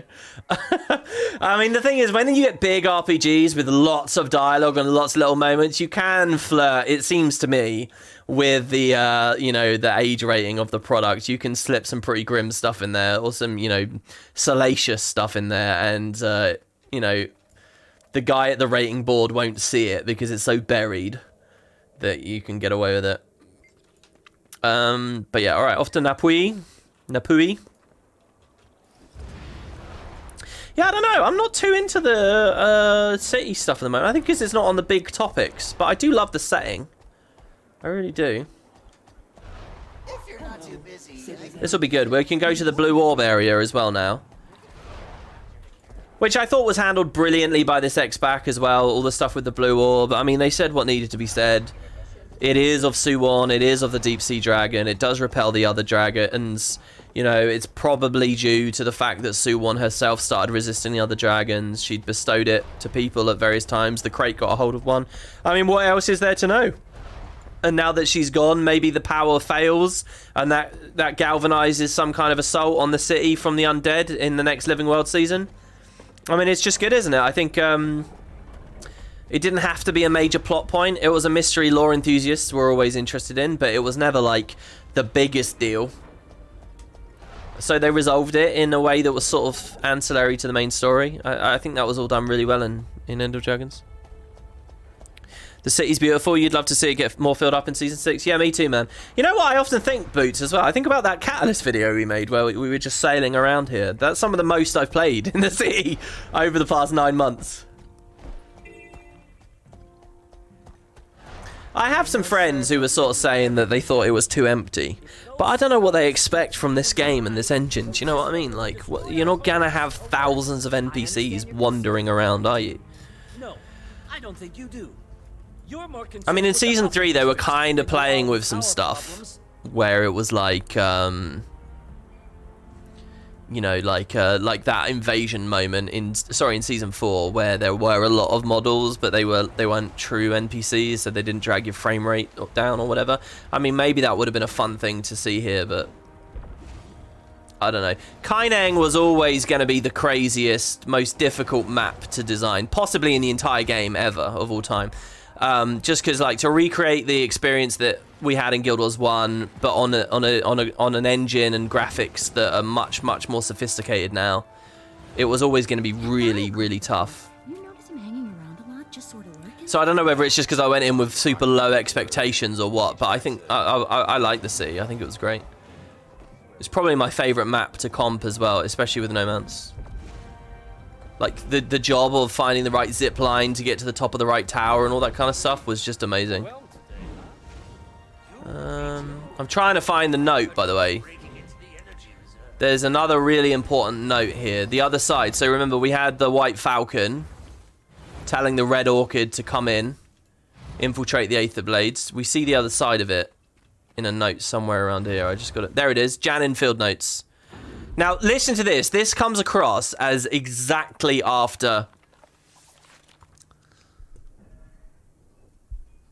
Oh, no, this is not the right one. Anyway, foreigners in Cantha. Reiko, the leader of the Ministry, you know, the final boss of Guild Wars 1, essentially, the leader of the Ministry of Purity back then. Reiko, have we lost? Is it too late to reclaim what belongs to us, to save our culture from getting absorbed into the rest of Tyria, to watch our blood get soiled? Again, little reference to blood. I love the idea that they are vampires at the top of the chain, and that's where this blood purity kind of thing ends up coming from.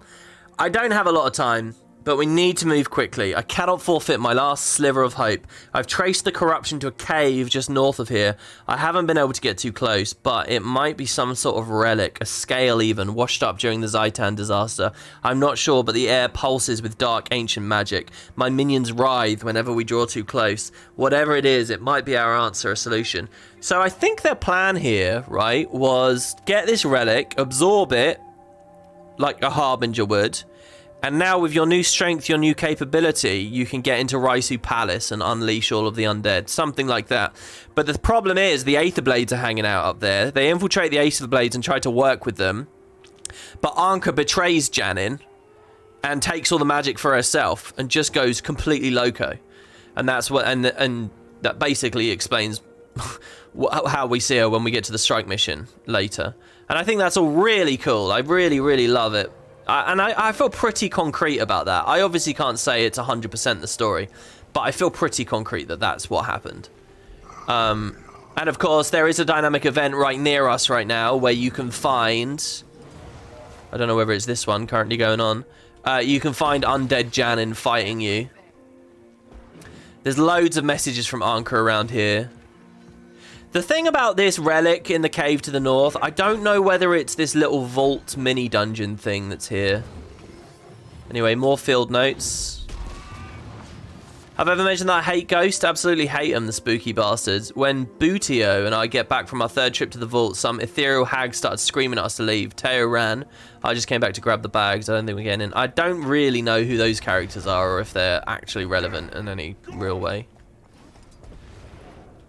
I'm going to skip that just because I'm trying to keep the pace up a little bit. Because I'm trying to show you guys some of these documents while we continue the main story here. Ripped letter to Yongi. Gold Serpent can't keep this hidden much longer if he has any hope of surviving. Of course, maybe he's trying to be sneaky and signal some of his old allies. Unsure of what he does when he leaves the outpost. Says that has something to do with an offering to the Celestials. Barely got a flicker of flame left, so maybe he's looking for a little more fuel. Blood along the path. I wouldn't want to get stuck in Risen territory for too long. Okay, this I really don't remember. I can't remember what 9 months ago I was connecting this to. This is fascinating though, isn't it? Isn't this just the coolest thing? I mean, the celestial blessing allows people to live forever. The flicker of flame. What was the thing about the flame? Who was Gold Serpent? And who were his old allies? Oh, there's so much that you could dig into. Genuinely, I really think all this like mystery detective shit is my favourite thing about this expansion. I really love it. I wish I'd spent more time with it or something, I don't know.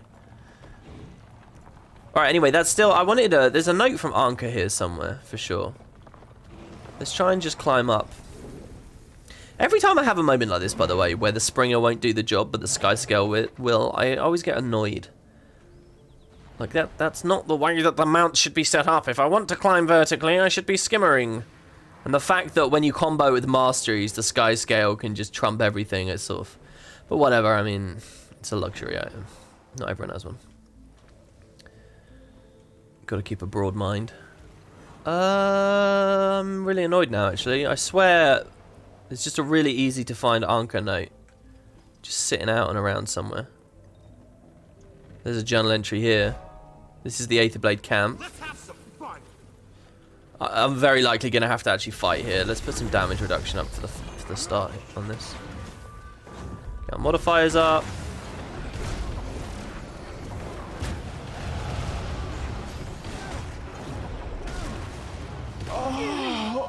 Alright, only 2 of them wanted to fight, that's good.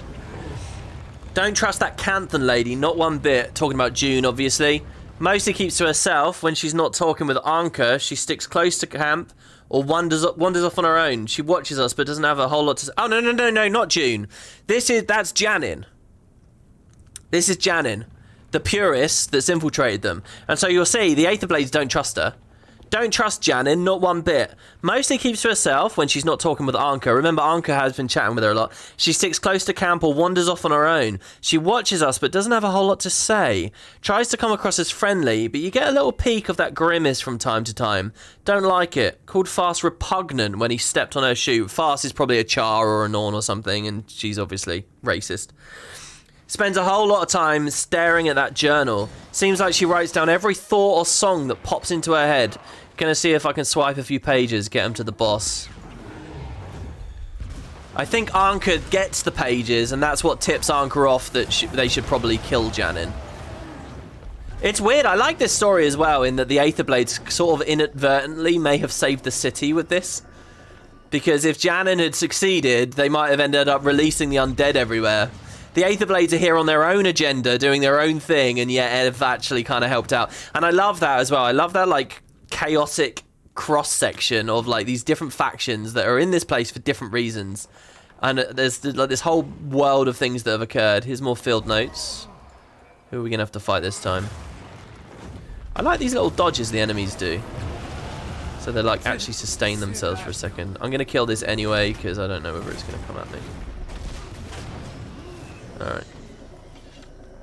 Field notes. Old Kaineng dive. We found an old journal in the ruins nearby and a key. It seems to be some sort of vault manual. Probably looted by another thief trying to crack the code. Don't think they got very far. The door will only be opened by their will. I don't know what the heck it's talking about, but if we're talking pre-Zaitan disaster, we're probably out of luck. The whole thing's pretty cryptic. Honestly, I don't like messing with blood magic. Royals, always so dramatic. You got to remember as well, the coolest thing about this as well is that in Guild Wars 1, the whole story with Shiro trying to bring himself back to life was that he was taking the blood of the royal line. So there is precedent, even in Guild Wars 1, that this like vampire power in blood, blood is power thing. It's not new that they've just concocted. It comes from a very clear, like... It's like they looked at the story of Guild Wars 1 and said, well, what is this thing about celestial blessings and blood being strong and in the royal line? Well, let's expand on that, you know? There's something very, very clever and very sincere and very well written, I think, going on with all of this. My animation bugged there. That was weird. Let's stun him. I kind of want a bit of boon rip. I just got nothing on this build. Minister Yongi, Zhao wasn't doing well when I arrived, so it's no surprise he was one of the casualties. He was too weak anyway, lost a lot of blood. The Ministry of Purity waits for Nomad Ministry, maybe? We must press on and fight back against this Canthan genocide. Let this be a call to arms, to blood. No Canthan is safe from Habaragi's self-righteous... So this is ages ago. Habaragi was the Empress, I can't remember what the time is, 100 years ago, I think, somewhere around there, that actually pushed the Ministry of Purity out. There's so much good story about all this. We'll see the loss of our nation, blah, blah. So that's very old. That's still not the Anka note that I wanted. Alright, let's just move on with the main story now. And, actually, what time is it? Jesus. Ooh, I might, that instance is probably a little bit long, actually. So, no, let's get this Anka thing. Where was it, though? I swear, I just saw... I think it's on top of a big pillar, south of the old city. So I think it's somewhere above us right now. My whole thing that I wanted to do here was I wanted to read that other note and then go straight to the correct Anka one, because you would see cause and effect perfectly laid out. But now I've read a bunch of other notes in the middle, it kind of doesn't work anymore. We read that already. I do like the idea of a whole map with this kind of exploration and environment. If we get one to the north. Oh, there you go. Letter from Anka, maybe? You gonna fight me? No? Here, Janin. This is Anka writing to Janin. Your guidance has been vital in our excavation efforts. I'd like to thank you personally. Your presence has been ... delightful. Now, remember that the Harbinger NPC in this area, the Harbinger says... Yeah, I think the Harbinger literally says... Oh, no, he doesn't. I think he basically just says, don't do too much of one dragon, because that's a bad idea. And there's another note where Anka's like, what if I just do the same dragon over and over and over again? Zaitan, in her case. Meet me at the old warehouse. I'd like to have a little chat. Pleasantries, mostly. This is Anka writing to Janin just before she kills her. I think at this point, Anka has seen one of the pages of the diary. She knows that Janin is infiltrating them amongst the purists.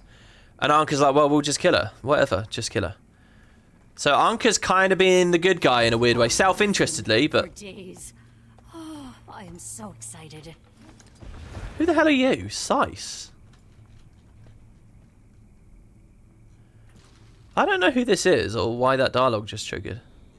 Oh, here, by the way, this plateau down here, this is where you find Janin. This is the Janin undead fight. But you have to do an event that triggers it. This is the best note of them all. This is probably talking about the fact that the little boy, Ashu, is still alive as some kind of zombie, some kind of celestial blessing-infused immortal vampire who survived since Guild Wars 1. I'm 100% confident that this is Ashu, the brat. The brat thinks he can lord his position over us. This is Reiku's, like, nephew, the original, like... puppet leader of the Ministry of Purity. The brat thinks he can lord his position over us. That's not how it works, even if you're 200 years old. It's Ashu, guys, I'm telling you.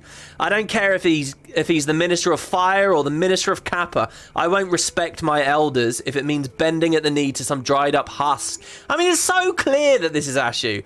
How can you call someone a brat and an elder? And a dried up husk? Clearly, it's an undead, immortal little boy. He may have kissed Reiko's feet, but that doesn't mean he deserves my respect now. The Ministry of Purity has nothing to do with rank or title. It's about genes. It's about one's ability to command, not just their power, but their prowess over the people of Cantha. Now, who wrote this note, I think, is interesting. I don't know who wrote that.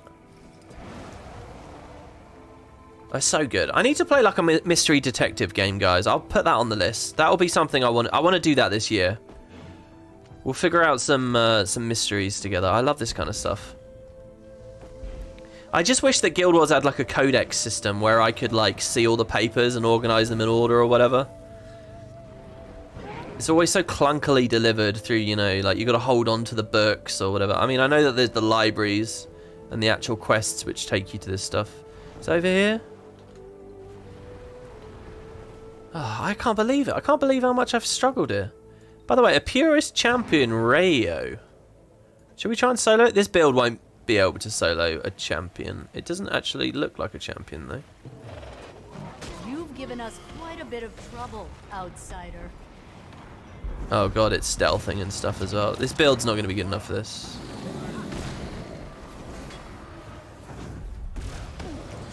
The Herald build might have been more capable. No, I'm just going to get worn out. I can't do it. Basically, anything a little bit tanky is just going to wear you down.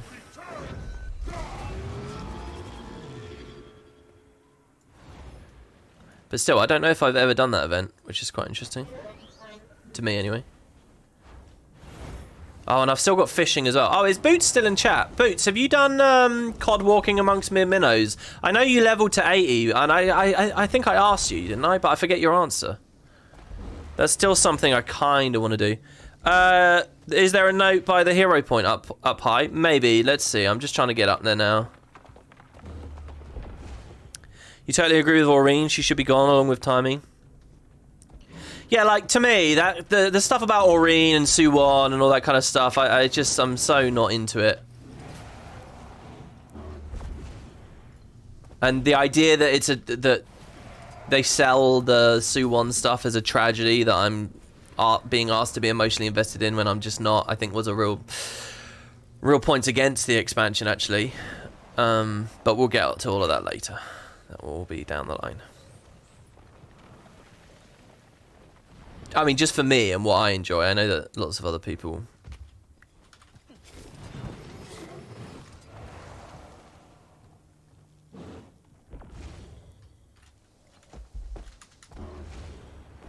God, I very rarely do that, you know, but like when you do that little tap with a Springer and it does the little hop and you're just like locked into the animation for ages and ages and ages. No, nothing here. There's the hero challenge. It might be near the hero challenge, actually. There's a new Kaineng zoning report up here. Somehow I doubt that that's relevant. Okay, hello, sir. Once again, he dodged. Wow, the 5 still hit him pretty hard there, though. That's quite nice. This feels a lot worse without alacrity and quickness.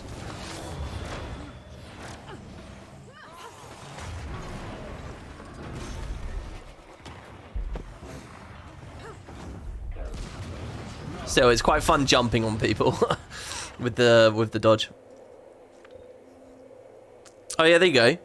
You finished it off shortly after 80. There's an okay detective-y game called Kona.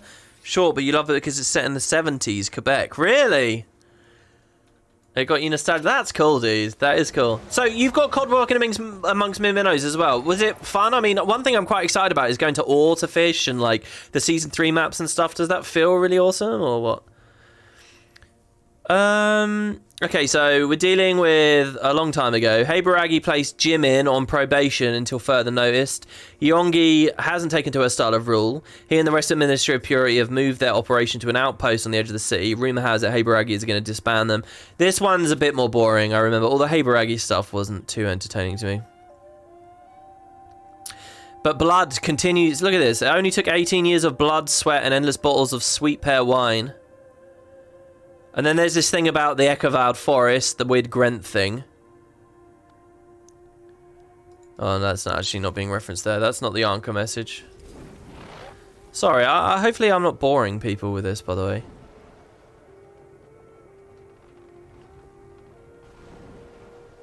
I seem to remember one of the last things I did was 9 months ago was running around here doing a video exactly like this.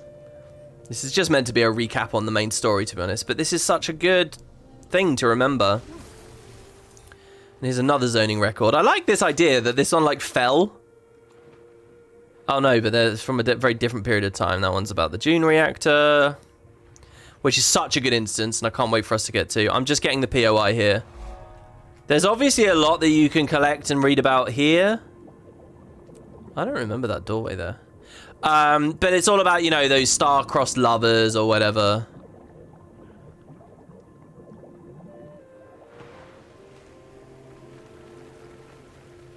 Not such an interesting story. And, you know, it's more about the initial tidal wave when it hit and how they got stuck down there or whatever it was.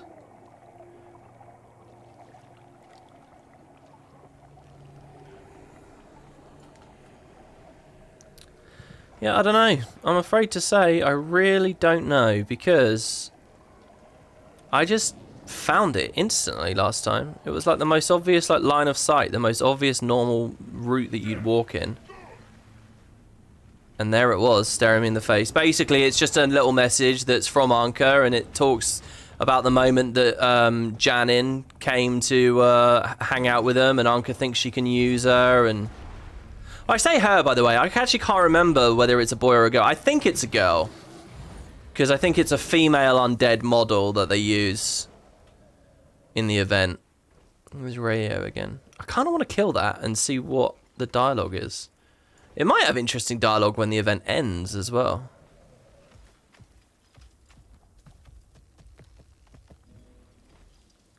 How does this work? I'm going north and somehow I'm not at the city. Oh, because we're on the other side of the... We can at least go and see the Harbinger NPC, who again alludes to some of the stuff that's happening here. Seriously, the basic non-boon combat should not feel bad, but with the need to have all boons up all the time, it just feels worse in comparison. I think it should feel a little bit bad, to be honest, because you should have incentive to get the boons. I think any solo open world build should try to give itself might and fury and quickness or alacrity, you know. I think that's your duty for a build meant to be played alone. You should aim for those boons. I don't know, maybe I'm misunderstanding your broader point here. Here, so check it out. You're young. You're a long way from home, traveller. Take a seat, rest up. Elixirs, but you're a necro. I'm a harbinger, to be more exact. Tell me more about harbingers. Harbingers are alchemists, you see. Opportunists, really. You've noticed that Cantha's filled to the brim with jade, and let me tell you, the stuff is rich with ancient magical energies. God magic, Elder Dragon magic. The jade is rich with residual energies from all over Tyria, and it's everywhere in Cantha. Along the coast, in the forest, in the city. Well, that sounds different to normal necros. All good things come at a cost, I suppose. My elixirs can be quite toxic. If not consumed under a watchful eye or with moderation, they're deadly. There's a very specific route through this dialogue. Where you get a sort of a different line. Here you go. I enjoy mixing various poisons and other caustic components to imbue my bullets. I've heard of others that have tapped into residual Zaitan magics, though even I wouldn't dare play with that. And that's exactly what Anka was doing. Let me just check on this roof up here. Oh, I didn't know if we were going to make that, so I used the bond. Get the Springer. Of course, this is all designed for Springer, because you get it in this map. It was on a plateau like this, you know, a grassy plateau. It's nice to see a player up here. It was one of these kind of simple... This is also where you can tame a phoenix, I guess.